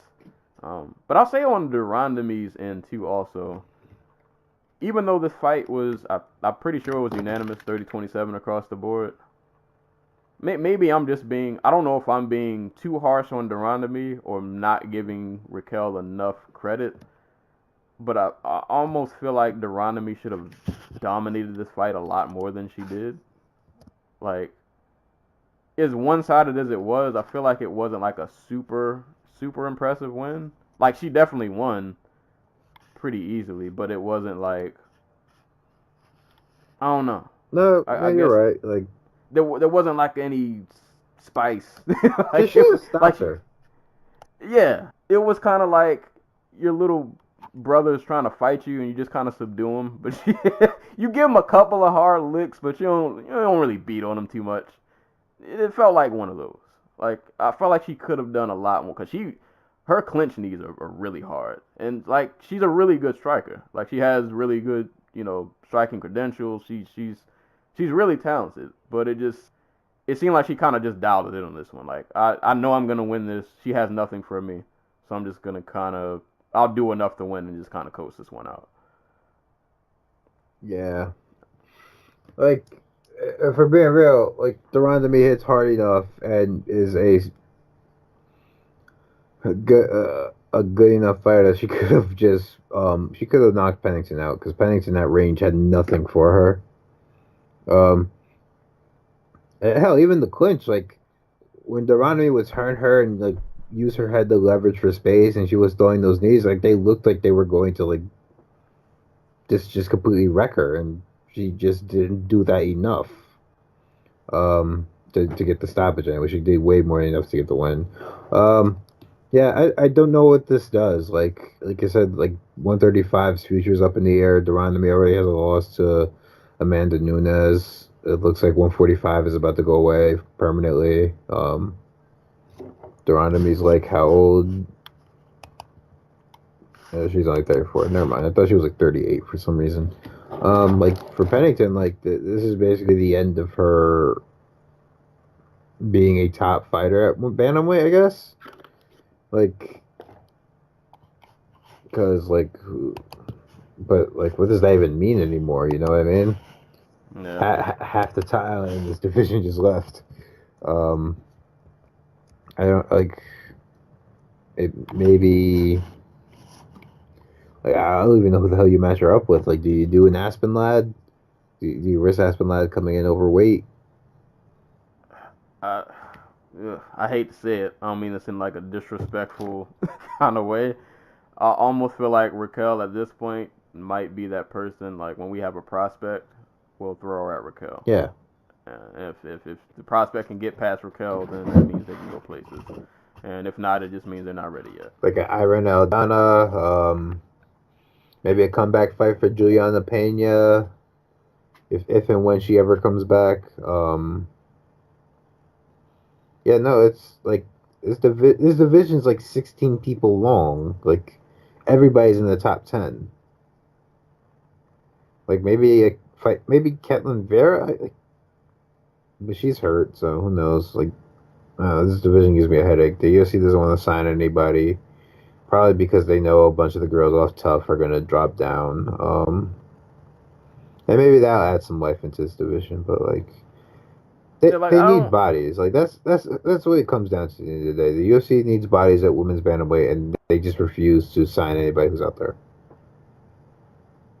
Yeah, because I was gonna say, I want to be the optimist and say, like, I don't want to see this division go away. It just kind of needs, like you said, it needs some new life. It needs a few more people for us to, this division needs a Tatiana Suarez. Like, I need somebody that I can get excited about, who I haven't seen fight. That would be Luz Vasquez, but I don't know what the hell's going on with her career. Like, she's not fighting. She's the Argentinian wrestler, Olympic wrestler, who, for whatever reason, is not fighting. She's like, I'm assuming she just can't get opponents. Um, and the UFC just signed 8 of them, or is currently holding up 8 of them because it's tough. And there's only like so many of these women bantamweight featherweights in the world anyway, so probably impossible for her to get a fight.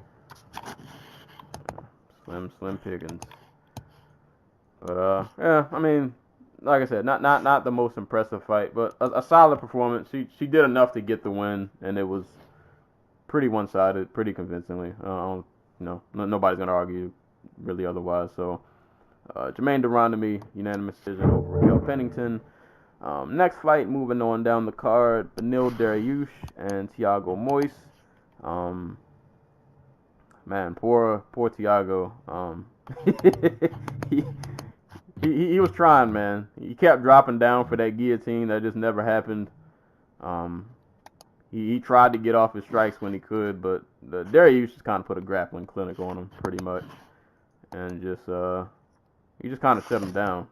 Like that was pretty much the story of the fight. Like Thiago just couldn't. He never was really allowed to have a moment. Like I said, he would try those guillotines, they wouldn't work, and then he would just have to survive these grappling exchanges, which he just never got the better of, really. And Dariush just kind of, I think they said it during the broadcast. There's levels to this, and Dariush he was kind of on another level. So just a dominant grappling performance from Dariush. Yeah. And that's the thing, like we I don't want to say we learned, we know, or something pretentious like that, but like that style of grappling is just so hard to make work at the highest levels. Like for those of them, Thiago Moises, is the dude who hit the helicopter armbar in, what was it, RFA? Yep. Yeah, so like he's a very guard adept submission artist. Obviously, he's very well rounded on the ground, but like from what I've seen, he prefers to go for like stuff off his back. Like he's got a few arm bars, a couple like some triangle arm bars and stuff like that on his resume, and it's just you can be too careful, too not careful. What's the word?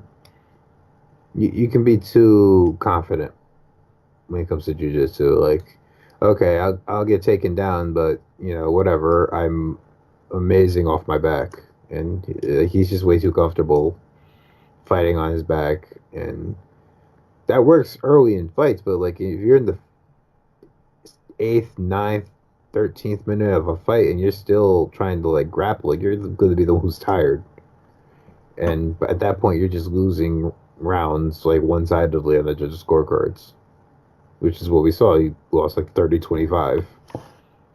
Yep. So. Yippers. Yeah, not really much else to dissect in that fight. Just dominant win for Dariush. Moving on down. And speaking of, I think Macy Barber was an LFA. I feel like that's where I first saw her at. I might be. Yeah. Speaking of LFA talent, there was a lot of actually LFA fighters who were on the card. Yeah, a lot of them come from like the LFA circuit goes to Colorado a lot, so because of RFA and yeah, so like you get a lot of those dudes and gals who train from in the area. Yeah, they were all over here. And Macy Barber versus Hannah Cyphers. Hannah was pretty tough. she was surviving, man. But Macy showed out. I think she's 20 years old. Pretty good, pretty decent striking. Lots of kicks. She throws really hard. I like that she just kind of like went for it. Like she wasn't fighting to win, or I felt like she was fighting to finish. Like she wanted she wanted to get a finish this fight. She was being really aggressive. Like I said, pretty good striking.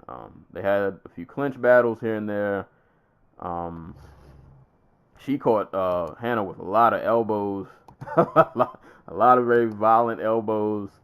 Like I said, man, yeah, like Hannah was surviving. She was throwing back. But I just felt like Macy just kind of eventually just kind of overwhelmed her.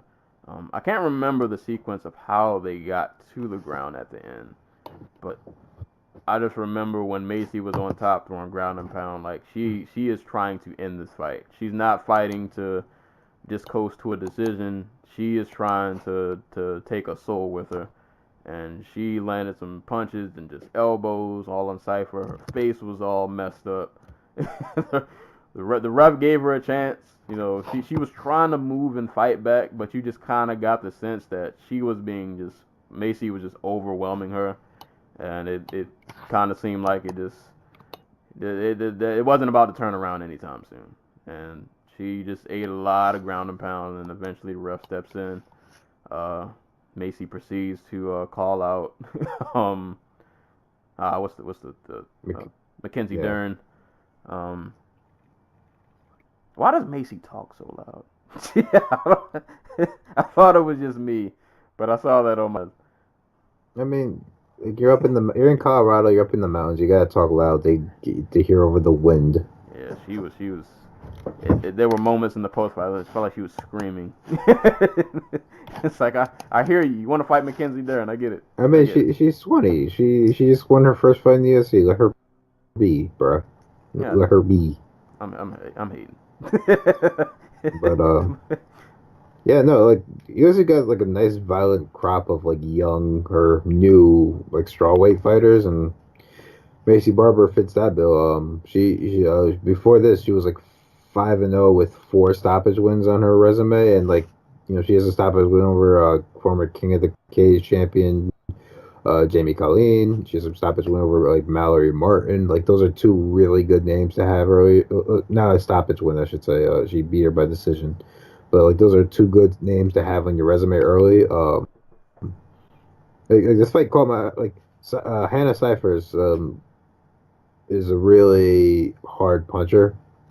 Like she is probably an atom weight at only 5'1", but like she is bricked up and she hits really freaking hard. You can go watch her like knock out like Celine Haga and like Callie Robbins. Like if she gets on top of you, she starts throwing punches. She's probably gonna stop the fight. She hits really really hard. So I was a little worried because Barber likes to keep her chin up in the air. I think she's a former like karate stylist. I want to say like she comes from like a karate background or something. But, like you get a lot of like chin up in the air. I'm throwing the right hand straight down the middle or something. So like she has problems with head movement on her punches and in between her punches, but in the clinch, and especially on top on the ground, she is an absolute like just straight up savage. The elbows in the clinch standing, like goddamn. Cyphers is tough as crap because like some of those should have stopped her like cold. Yeah, so she should have realistically. I think a lot of other people would have got sent to the afterlife pretty early in that fight. She gutted it out. Yeah, for as long as she could. Right. Yeah, no, just really great performance, great debut. Another really fun name to add to the pile at women's strawweight. I don't think they'll give her Mackenzie Dern next because. Think Mackenzie's on the UFC protection program. Like, I'm not sure Barber is like that's a 50-50 fight if we're being real. Especially if Dern just comes in overweight. Like I was thinking more of a standpoint of like you got 2 really young, really violent, potentially really marketable fighters. Like why throw them at each other when it's not for anything of consequence? Yeah, not this early. Yeah.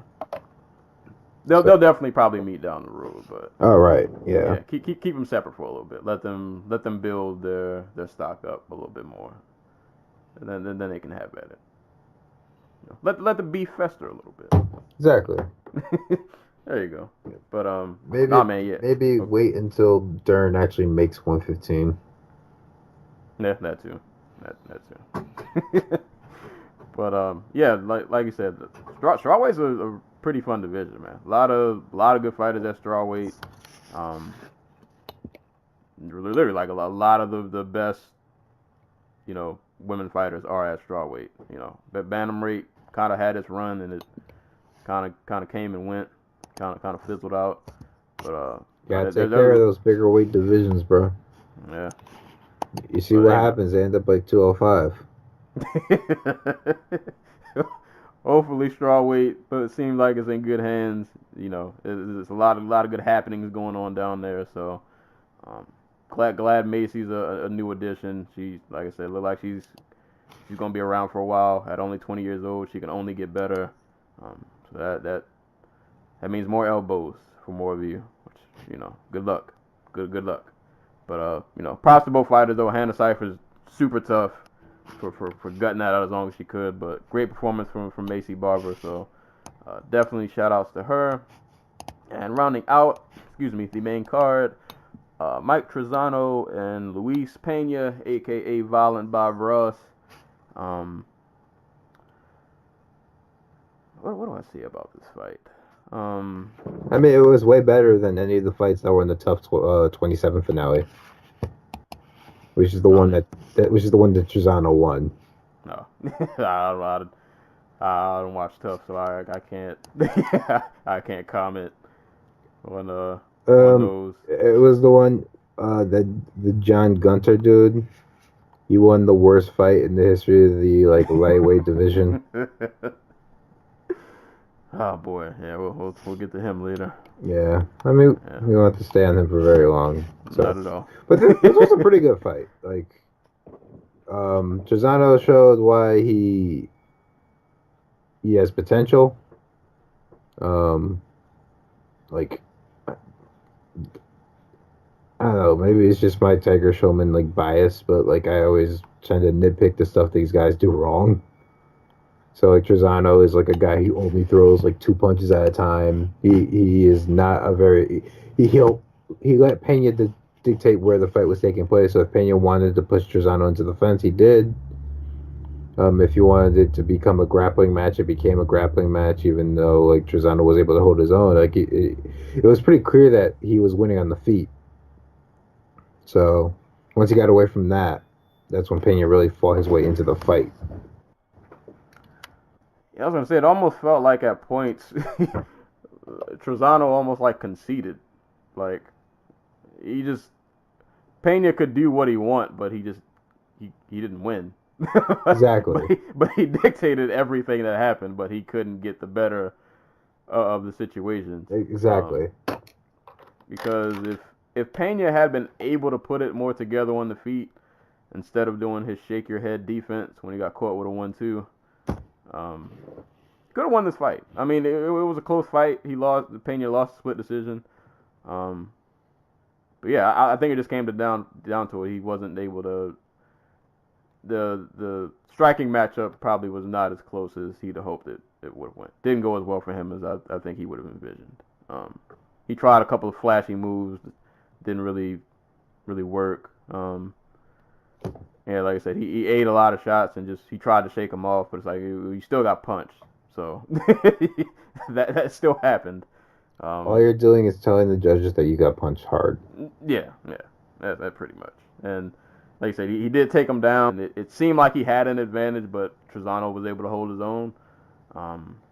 Close fight, but I'm not going to argue the decision. Yeah. No, I know there are a lot of violent Bob Ross fans. But I mean, it's only his first, because he was 8-0, I think. Something like that. They both were undefeated, either way. He was 5-0. 5-0. Okay. Yeah, he got into the UFC. That was only his 4th, 5th fight. So, not counting all the stuff from Tough. Yeah, so I mean, first loss, he lost a close one, but it's not like it spells the end. I think this is kind of one of those fights you just reality check. You got to go back to the drawing board. Kind of realize you definitely got to certain areas of your game you just may need to step up. Exactly. You got to know where your weaknesses are. Yeah, you come back, you do better next time. So I'm pretty sure Violent Bob Ross will be back. As for Trezano, good win. He keeps his undefeated streak going. But as to all of the new people at lightweight, I just say good luck. Because it don't get no easier. It never gets easier. So I hope he is improving. Definitely work on your game, man. Because lightweight is killers in every direction, everywhere you turn. When you get that call, there are no gimme fights coming your way. So, but props to Trezano, pretty solid performance. So that rounds out the main card. Moving on to the Fox Sports prelims. Ashley Yoder and Amanda Cooper. I'm not gonna lie to you guys, I don't remember a ton of this fight. Good. I don't remember any of it. I know it was a split decision. The fuck? The decision went to Yoder. From what I remember, I think I gave it to Cooper. 'Cause I felt like she kind of... I don't remember much of what Yoder did. I remember Cooper... nobody did anything super crazy. But I remember feeling like Cooper landed more. She engaged more. She initiated a lot of the takedowns. I don't know. I felt like Cooper just did more in this fight. But I'm gonna just have to take your word for it because I really don't remember. I don't remember a punch being thrown. I watched it and I don't remember any of it. Yeah, it's so bizarre. It wasn't like it was a decent fight. I can't say it was a bad fight. It was a decent fight, but not anything super really crazy happened. So it was kind of, I don't know. It's kind of just like a passing moment, I guess. But yeah, I remember thinking Cooper should have got the nod, but to be honest, I wasn't super invested in this fight, so I wasn't gonna argue about it. So Ashley Yoder got a split decision over Amanda Cooper. Like I said, decent fight, but I don't honestly remember the finer details, so I can't give much more of a breakdown than that. I will say though, Cooper, she's had one hell of a run in the UFC in terms of just opponents, or just even her career. Her second fight in Invicta was against Aspen Ladd. Then she came to the UFC through the tough house, lost, got put in the finals anyway. Fought Tatia Suarez. Then she got a little bit of a layup with Anna Elmos, but she was coming down from bantamweight. So then she fights Cynthia Calvillo. Then she gets a little bit more of a layup against Angela Magana. But then she has to fight Mackenzie Dern. So in reality, this should have been it should have been a winnable fight for her. In terms of just this is a de-escalation of what she's gotten so far in her career, but just didn't work out that way, I guess. Yeah. Found herself on the short end of the stick, unfortunately, but right. Not like she had a bad performance, but it's kind of one of those fights where just you don't know what the judges are looking at. The scores were kind of wild. 29-28, 27-30, 29-28.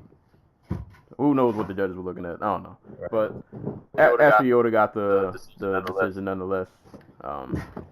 Moving on to the next fight. Hold up. So I'm going to need to pause right here for 10 minutes. I'm sorry. My mom's home with groceries. All right. So I'm gonna go help her real quick, and then I'll be right back. All right. I'm gonna carry along and just ramble. Or I'll do some fancy edit and we'll just come back. Right. So I'm really sorry about this, but we're good. The Dojo Talk podcast is gonna go pay some bills. We don't really have any bills. We only have sponsors. If you would like to sponsor the Dojo Talk podcast, there you go. Now's your time. Now's your time. Yeah, get some ad space. All right, I'll be right back. All right. Just a quick reminder for you guys, you can support us on Spotify. We are now on Spotify. Please give us a follow, spread the podcast, share with a friend, And also, you can buy my book, The Outlaw Chronicles, for 99 cents at the Amazon store by the time you hear this. The book will be released already. It is out on November 12th. There will be a link in the description below. If you're a reader, if you want something to help you pass the time, read a little coming-of-age comedy, drama, something witty with my little twisted humor, give that a look. Give it a read. Would definitely appreciate it. This is our first Dojo Talk podcast commercial. And now a word from Jeff Munson. Jeff Munson here. You like watching people get fucked for free? Watch me fuck up Mark Kerr for free on DonKingTV.com live Saturday, September 27th, 9 p.m. Eastern Time. DonKingTV.com. I'm going to fuck him up. I'm going to fuck him up. I'm going to put these hands right around his face and beat his ass. You watch this live for free, DonKingTV.com. All right, Dojo Talk podcast is back. We paid some bills, or I did a funky edit. One of those two happened, and you just heard it. That Dojo Talk podcast break was brought to you by Cam Soda. There we go. When you don't know if you're horny or you want to watch someone get punched in the face, that's what we're here for. There you go. Do both. Moving on to the next fight. Bobby Moffett versus Chaz Kelly. God, all right, gotta struggle to remember the details. Chaz Kelly basically out wrestled Mr. Moffett, not the one who wrote Doctor Who, the other one. Oh, it was Steven, that's right. Okay. So, Chaz Kelly out wrestled Moffett in the first round, got his back. Kind of stood, basically, he won the first round like 10-9. Came out in the second. We went back to the ground. And in typical Chaz Kelly fashion, got into a scramble in which he probably didn't need to get into. And proceeded to get Darce choked. which is the third Darce choke in a row that Bobby Moffett has gotten. All right, so for those who don't know, and fifth of his career too. God damn. Oh, so this is like his thing. Yeah, this is his OSP Von Flute choke. Yeah. All right, so for those who don't know, and to be honest, everything else that happened before the submission doesn't really. I don't say it don't matter, but nobody cares about it. The controversy was the very end. So as Bobby is putting Chaz in the Darce, Chaz is trying to roll and circle around so that he can get out of it. For a couple of seconds, they stop. Bobby has the choke sunk in, and there's like this weird moment where the ref is standing over them. It kind of looked like Chaz is still there. Maybe for like a brief second, he like just stopped moving, and then the ref stopped it because he thought he was out. So there's this whole argument about whether he was out or not.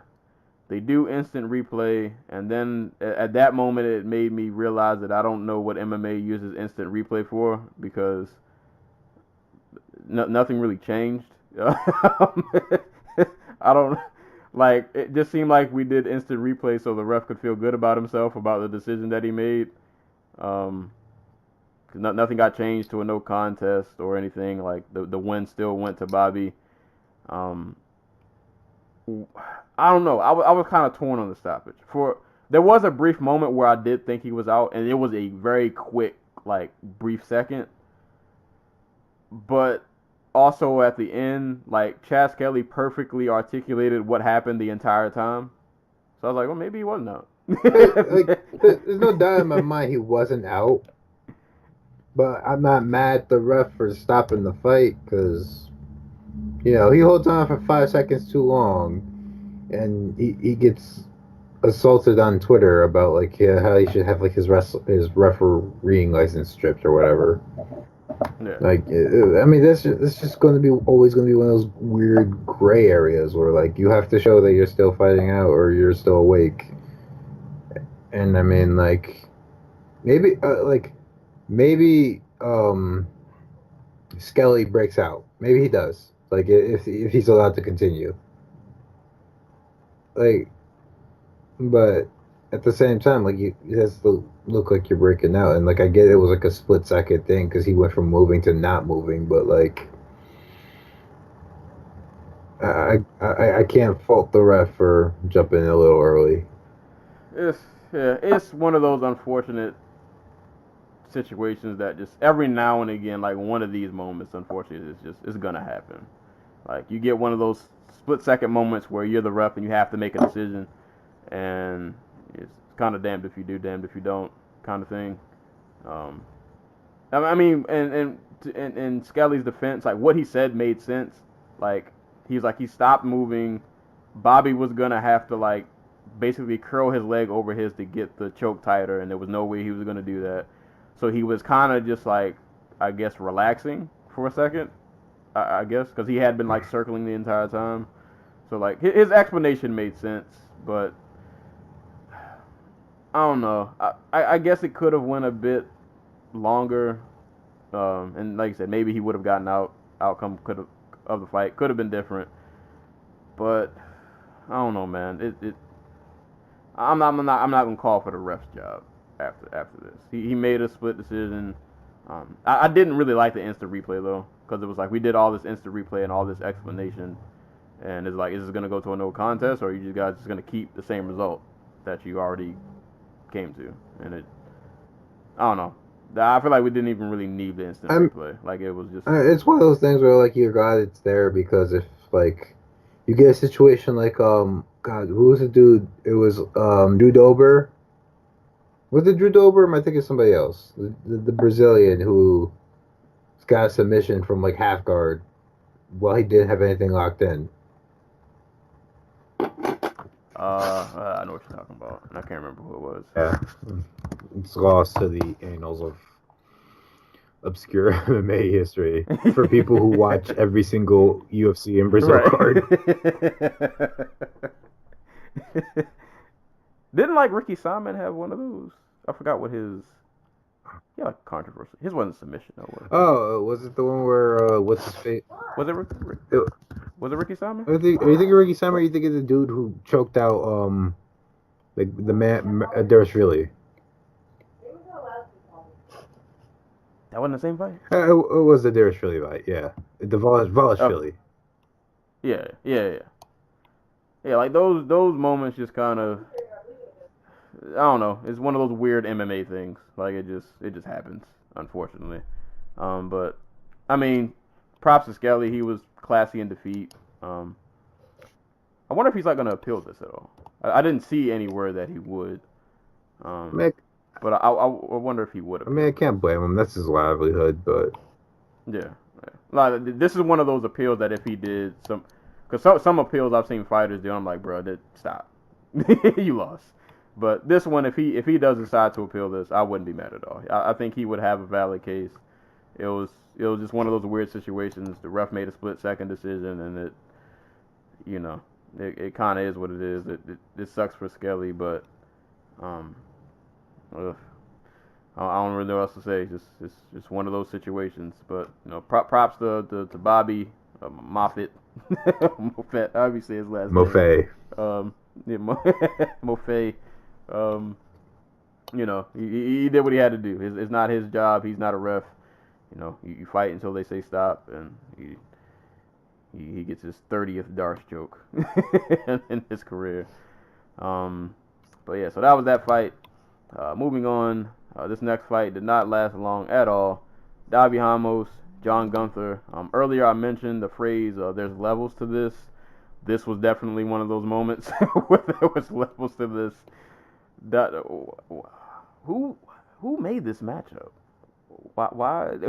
My assumption is they had a fight lined up for Ramos, and the other guy just didn't make it. Pulled out. And before it even got like finalized, the other guy pulled out, and they were like, "Oh shit, what are we gonna do?" And then they just got freaking Gunther, who won the worst lightweight fight in the history of the UFC. So because it was,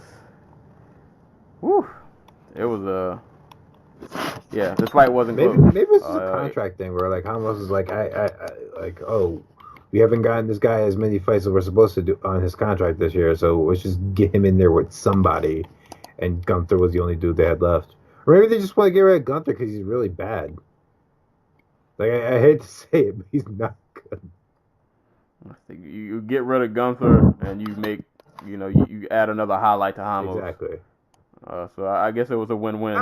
There are a lot of these weird fights where like there are guys who are like, I don't want to say deep in their UFC runs, but like they're just getting these like light touches, and they have wins over like solid comp or have fought like really solid competition, and they get like somebody who's literally just making their UFC debut. Like Uriah Hall is fighting what the hell is that dude's name? Levante Lewis or something? Levante Lewis, that dude's like 6-0, and I want to get this dude's name right. Oh,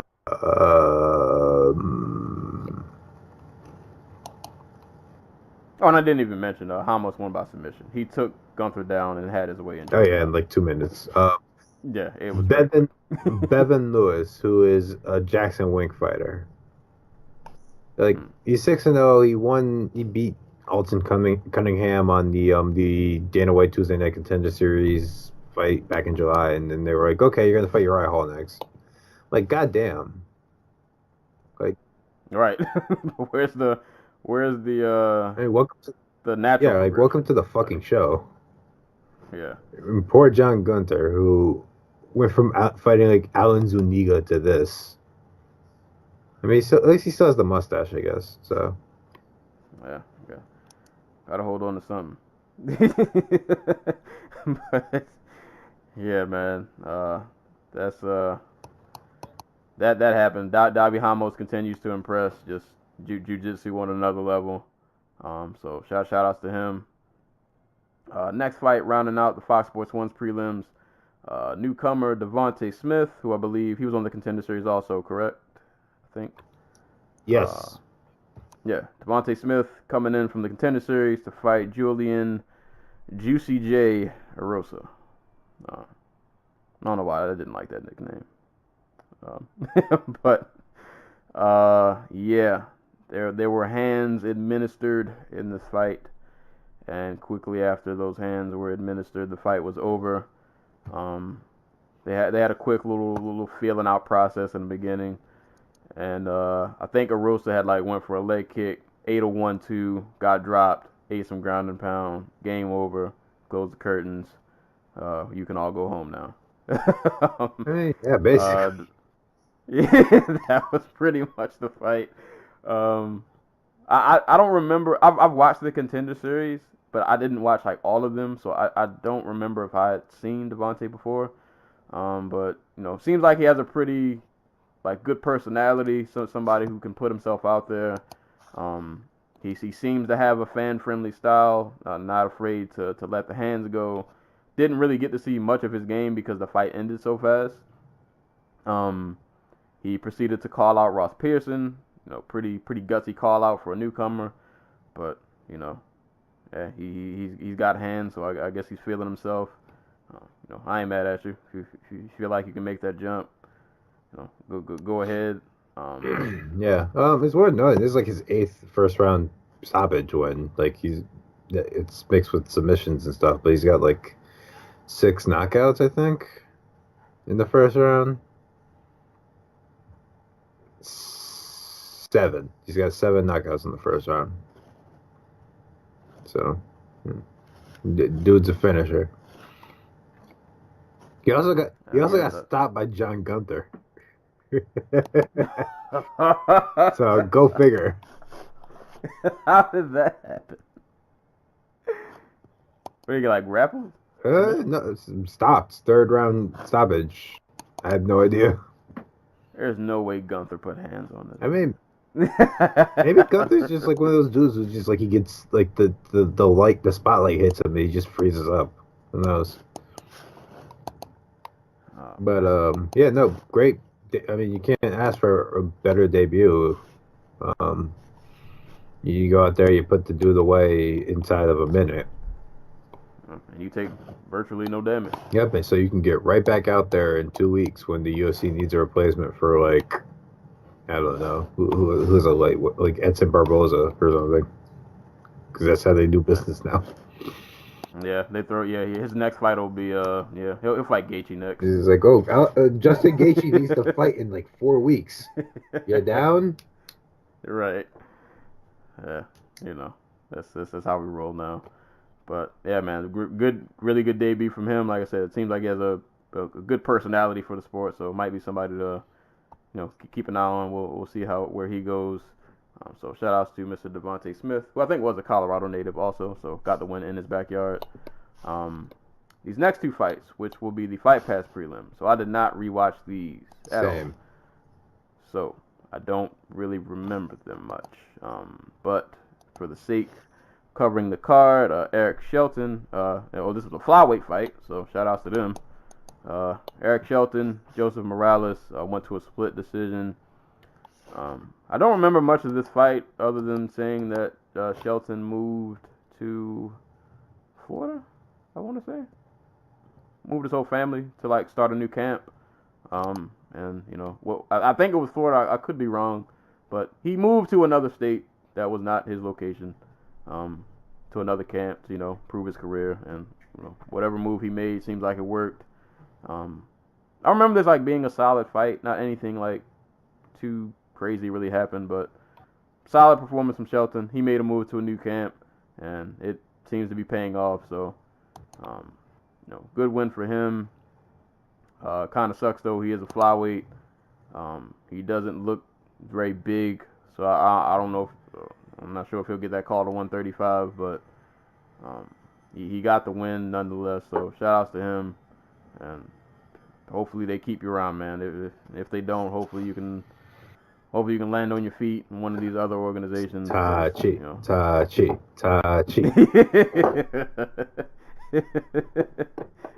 Had to make that a hashtag. We'll get you guys jobs. We'll campaign for you. But shout out to Eric Shelton. He got a split decision win over Joseph Morales. And the last fight, which I also do not remember much really at all, Mark De La Rosa beat Joby Sanchez via split decision. I don't remember anything about this fight. Yeah, it was a really good scrap. What's his face? Sanchez tried to fight off De La Rosa on the back foot and just was not able to keep him off him enough to win the fight. De La Rosa, for his part, it came in a little sloppy, but and took some punishment for it, but it just was able to eventually break down Sanchez a little bit enough to get ahead on points. They were both a little bloodied up at the end of it, if I remember right. It was actually a really good back and forth scrap. Neither guy got seriously hurt, but you could tell that they were doing some real damage in there. So it was a good fight. There we go. Yeah. So Mark De La Rosa split decision over Joby Sanchez, and that was it, man. That was UFC Denver. It was a decent card, Saturday night, not doing anything else, nothing else on TV. Throw this on. But I mean, decent card. Like, you got new faces like Devontae Smith coming on, knocking people out. Davi Ramos continues to impress. Macy Barber comes in, makes a pretty strong first impression. And then the main event, the co-main event and the main event just set this card off. Like, I mean, for those who were emotionally invested in the co-main event, I wanted to see it, but I wasn't really too tied to it. But, it was a feel-good moment, definitely, if you're a big Cerrone fan. He got the finish with inside of a round, breaks all kinds of records, brings his kid in the ring. It's a fun moment. It's a good time. And then the main event just blew the roof off the building. Main event, Korean Zombie, Yair Rodriguez gave us one of the best fights this year. I mean, arguably the greatest finish of we didn't talk about it. We didn't talk about it before, but this is actually the 25th anniversary of the UFC, of UFC 1. Oh yeah, we did not mention. Yeah, so yeah, they had the old school graphics. Old school graphics. They had the old style UFC logo with the man saying "on the world" on it. So. And Art Jemerson's glove was in the crowd, man. Hey. I was really happy for that because I actually tweeted out when they showed during the pre-fight they were showing the ring, and I was like, I want Art Jemerson's glove to make an appearance. And my God, 20 minutes later they show Art Jemerson in the crowd, and he's wearing this really large glove, and I was really happy to see Art Jemerson in his glove. So yeah, that was awesome. It was cool for it to be the 25th anniversary. They showed a lot of they showed like a lot of clips and stuff like that. It made me realize, like, man, this sport, I feel like I've been watching it for a long time, but it hasn't been around that long.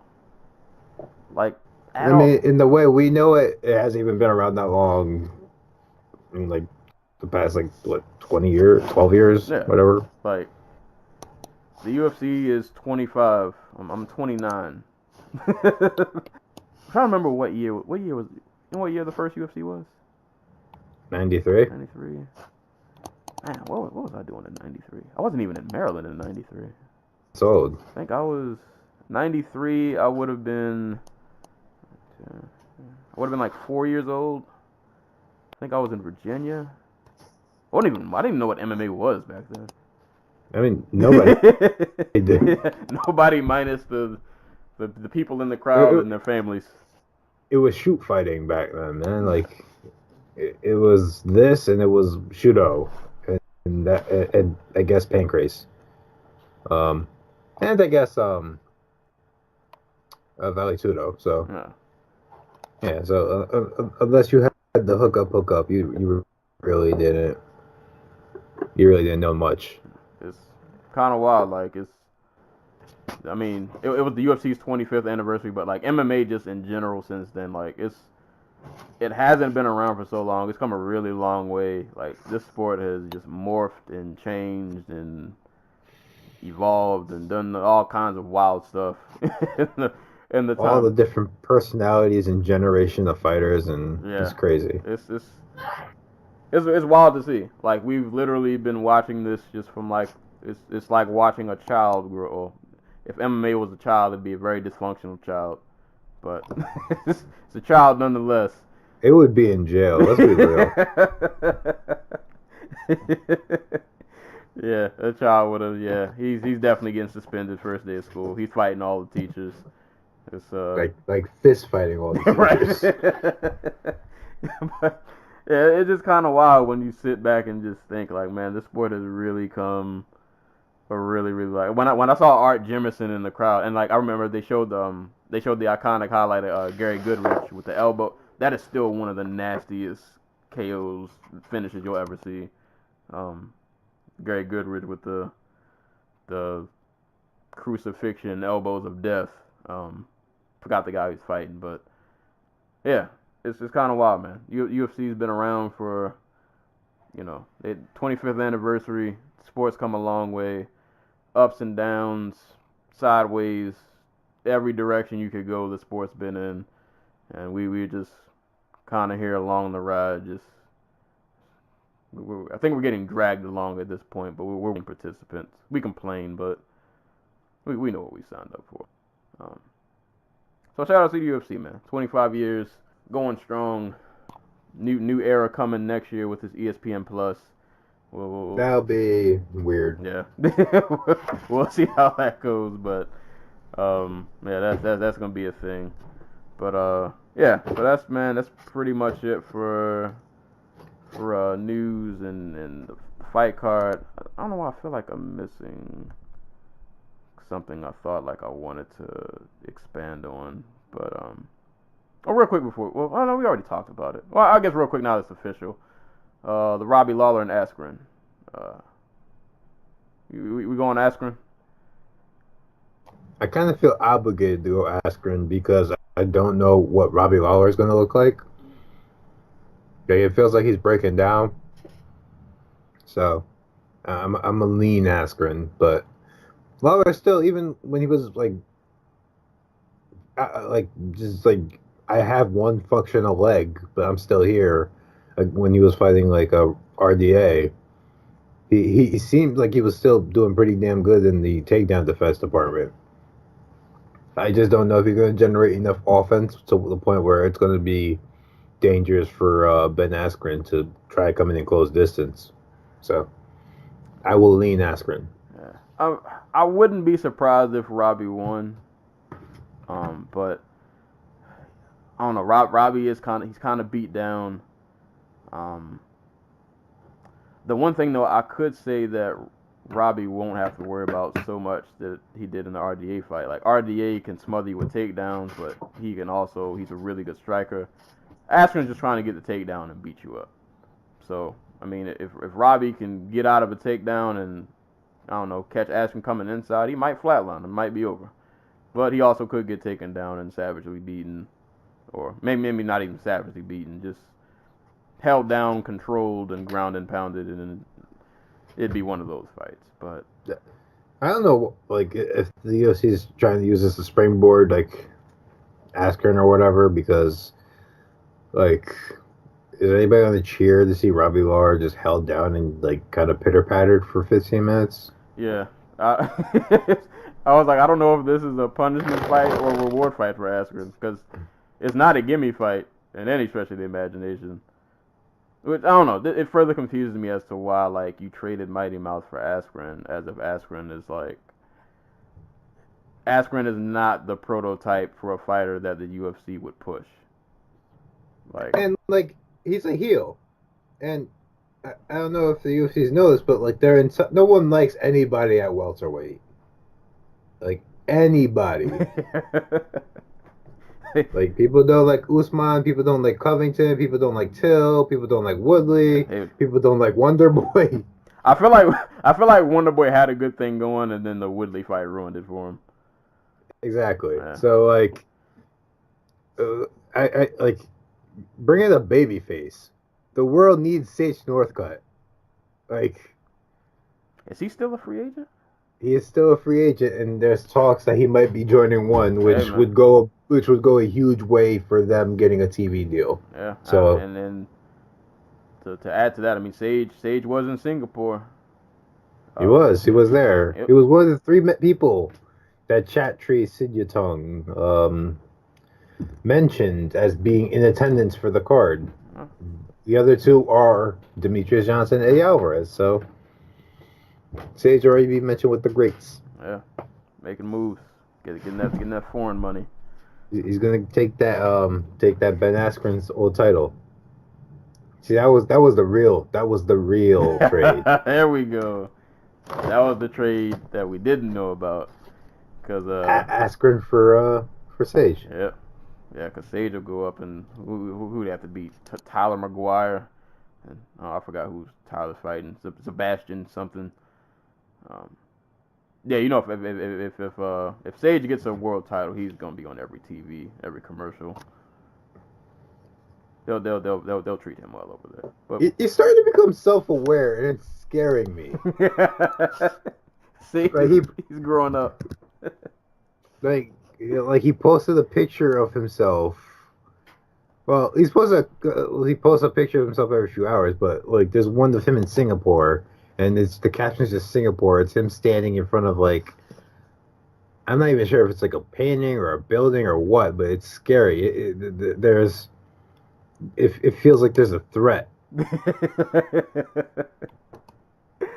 Oh man. And then there's one with him just standing in, like, I guess you can call it open cabinet space, and he looked at like he's becoming self-aware, and I can't even describe it to you, so I need you to describe it to the audience for me.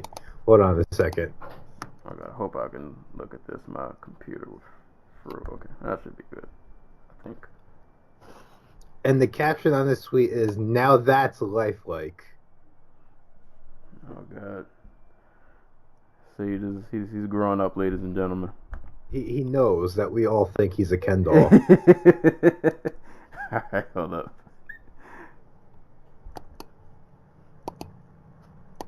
What is going on here? He's literally just standing in a cabinet. Sage, what are you doing? And he's making it look like he's an actual doll. And he knows. We're about to lose Sage. This is so creepy. This might be the picture for the episode. I might just use this. Oh man, I did not think we were going to talk about Sage in this podcast, but he just finds his way in. Like, what's that rule about like everything on the internet eventually comes back to zombies, Nazis? Everything on the Dojo Talk podcast eventually comes back to Sage Northcutt. Yeah, he brings everything full circle. One of the true bizarre personalities, existences in the sport of MMA. Oh man. Maybe just sports in general. The world can never have too much Sage. He's needed. He's needed in this world. He has a purpose. He's here. He's got to be the counterbalance to all the heels. Exactly. He's gonna come. He's gonna just blast into one championship. So I am a real American, and take all the belts. Oh man, he's definitely a 2-division champ. He has to fight Eddie Alfred. Oh man, yes, yes. The plan is coming together. Real quick before we get out of here, I wanted to mention this during the notes. Just quick thoughts. Chad Mendes and Volkanovski.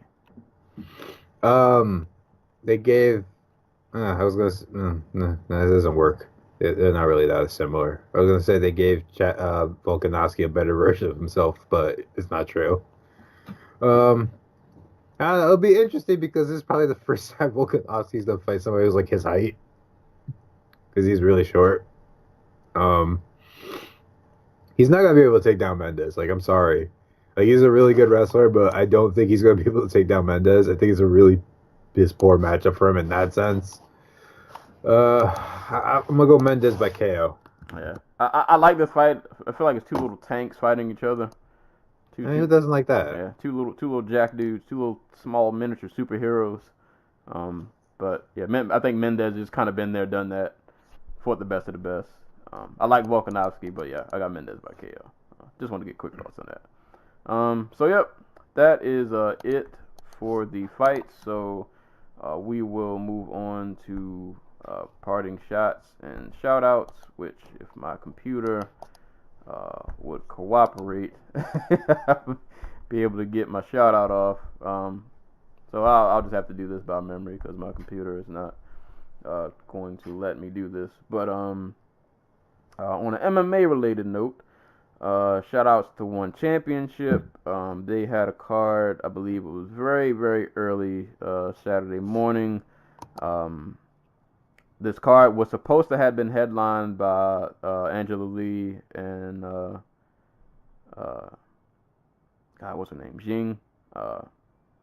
But Angela Lee got injured. She had to pull out. So the new main event was Bibiano Fernandez and Kevin Bellignon. Overall, it was a pretty good card. I was watching it at work, so I didn't get a chance to,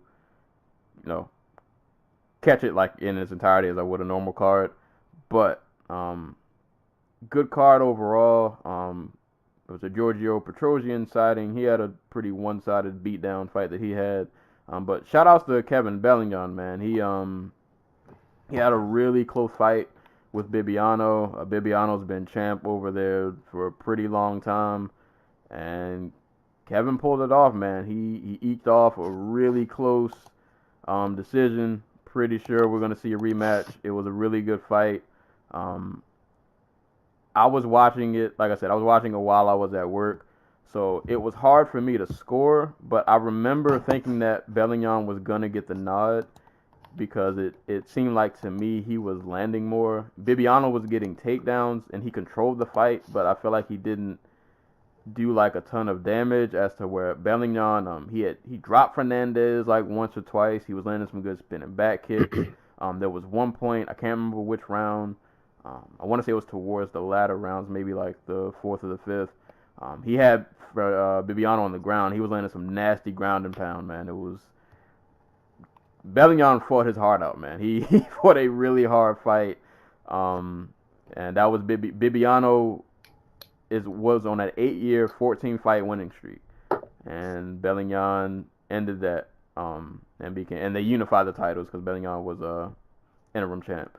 So big props, big shout outs to Bellion for pulling that off, man. That's a really big win for his career.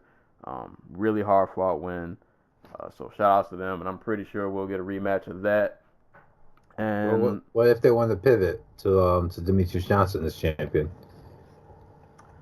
I don't know. We'll see, because they got this Grand Prix coming up. So then again, it would be a trilogy fight because this is like this would be the third fight, right? Yeah, because Bibiano I think submitted him the first time pretty quick.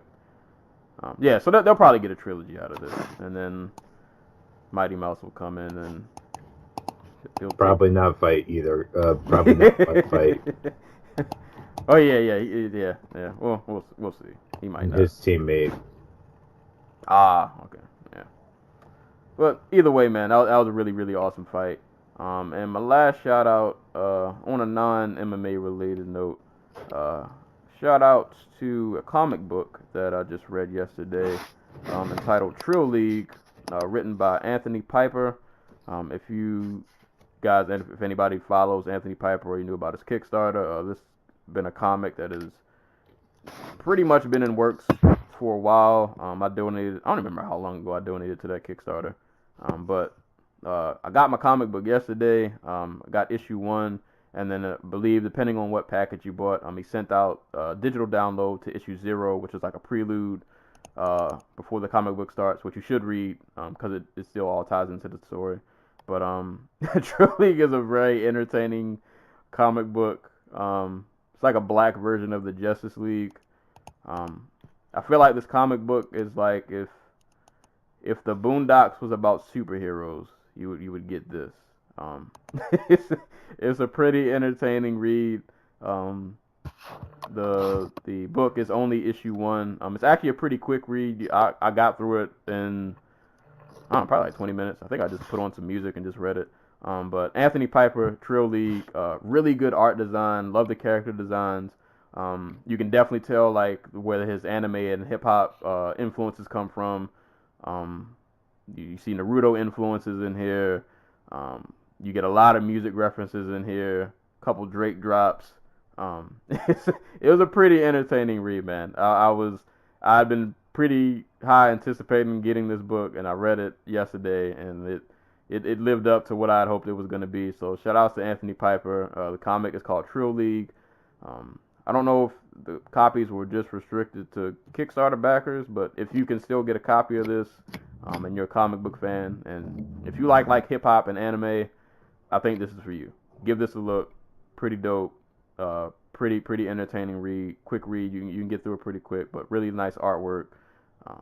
All that good stuff. So shout out to Anthony Piper and Trill League comic book. And I'm not gonna throw any shots this week. I think I'm okay. I'm good. I'm good on shots. I'll let people live. So that's all I got for parting shots and shout outs. All right. Shout out to Sharice Davids, former mixed martial artist, turned U.S. Congresswoman.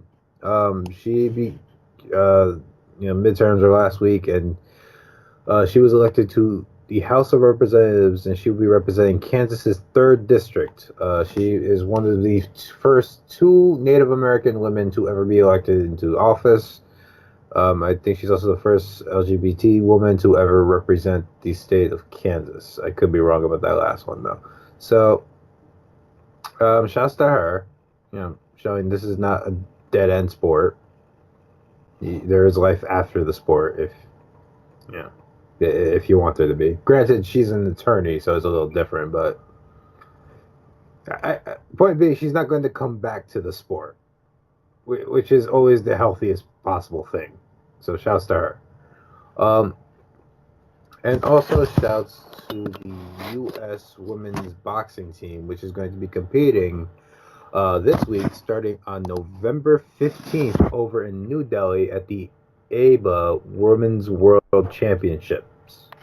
They got 10 women going. what's his name? Giselle Bobadilla, Virginia Fuchs, Christina Cruz, Rihanna Ramos, Stacey Estelos, Amelia Moore, O'Shea Jones, Naomi Graham, Crystal Dixon, and Danielle Perkins. They're all going to go over in New Delhi competing for the U.S., trying to bring home gold medals. It's an interesting year. If I go back to 2016, I want to say the only woman who won a gold medal for the U.S. was actually Clarissa Shields, who's currently a pro. Yeah, she was the only woman to win a gold medal for the U.S. So, actually, looking at it now, none of the women who won medals for the U.S. at that Olympic Games are going to be, or at that World Championship, are going to be at the are going to be competing this time out. So, a whole slew of fresh new faces. Hopefully, somebody brings home a gold medal, so I don't cry. There you go. Let's just keep the anti-cool from crying. Yeah. Oh, real quick, I forgot to mention because I didn't get to watch it. The Tony Bellew fight. Oh, right. Bellew. So, Alexander Usyk, Tony Bellew. Usyk knocks Bellew out in the 8th round on, if I remember correctly, a left from the southpaw, a left, not quite a hook, but not quite a straight, somewhere in between, which I guess would technically make it a hook, but whatever. Yeah, no, it was actually, I want to say it was a competitive fight, because it kind of wasn't, like, it was swinging in one direction, but Bellew was hanging in there. He was doing his dance, try to keep it close, try to stay competitive. But just at the end of the day, like, Usyk just moves too well, too fast. Was doing just kind of just muting any attempt by Bellew to counter because he wasn't spamming his jab like he normally does. So, really great knockout. Bellew goes almost all the way through the ropes. Like, he kind of just falls down onto them. Could easily just fallen out and, like, kind of falling on top of them and just, like, slid out. But props to Usyk, who has cleared out cruiserweight. Like, he won the WBSS tournament with all the best fighters in the division in the tournament. The number 2 dude in the tournament beat the number 1 dude ranked on the planet, and now just beat Tony Bellew, who was the only other guy with a ranking who he hadn't beaten yet. It was props to the World Boxing Super Series, because this fight probably doesn't happen if Usyk doesn't win that tournament. And things were kind of, I don't want to say looking grim, but like cruiserweight's a weird division where like the only guys who are in it are like Russian or like Eastern European, so there isn't a big money market for them. So like it took something like Usyk winning the tournament to get the Bellew fight, which was a big money fight for him, and sets up a fight potentially with Anthony Joshua. So shouts. There you go. So, boxing, always going on. Always fights going on. Plenty of fights talking about. Real quick, breaking article I just saw. It don't mean nothing, but I'm going to say it just to say it. Dana White offers little clarity on future of UFC's flyweight division. Quote from one Dana, "We're working on some things with that division," White said. Dillashaw wants to win 2 belts. There's 5 or 6 guys who have done it. He wants to do it. Cejudo was absolutely fine fighting at that weight instead of going to 135, so we made it. So, he said a lot to say a little. Yeah, division's gone. Division's gone. Guys are getting fired. Nobody's being, like, division's gone. Yeah, that's out there. Yeah, they just thought I'd throw that in there. I'm assuming what's going to happen is they're going to try to corral them all into something they can put on Fight Pass. Maybe not like a new organization, but like get somebody under their purview to go like, hey, we need you to sign all these flyweights and start booking them because we want to keep them in house, but we don't want them in house. So we'll see. But plenty more fights to talk about. Next week we got Ponzi and Neil Magny going down. Um, eventually, we'll get to Wilder and Fury. That's actually playing in the movie theaters. I don't know. I'm probably not gonna go to the movies to see it, but that's gonna be fun. Oh, your boy Enrique Barzola fights on this card. Yeah. So, yeah, plenty more fights to talk about, man. So, you guys stay posted. Plenty of content coming. And like I said before, man, we're on Spotify now. Give us a follow on Spotify. Share with your friends. Help us grow. My book, The Oddball Chronicles, will be out by the time you guys hear this. There will be a link in the description for that below, so you can support me for 99 cents. Keep me off the streets. Maybe pay a bill or two. All that good stuff.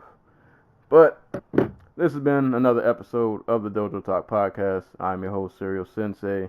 As always, anytime people are being punched and or kicked in the face, we will be there to talk about it. And until next time, we will catch you guys later.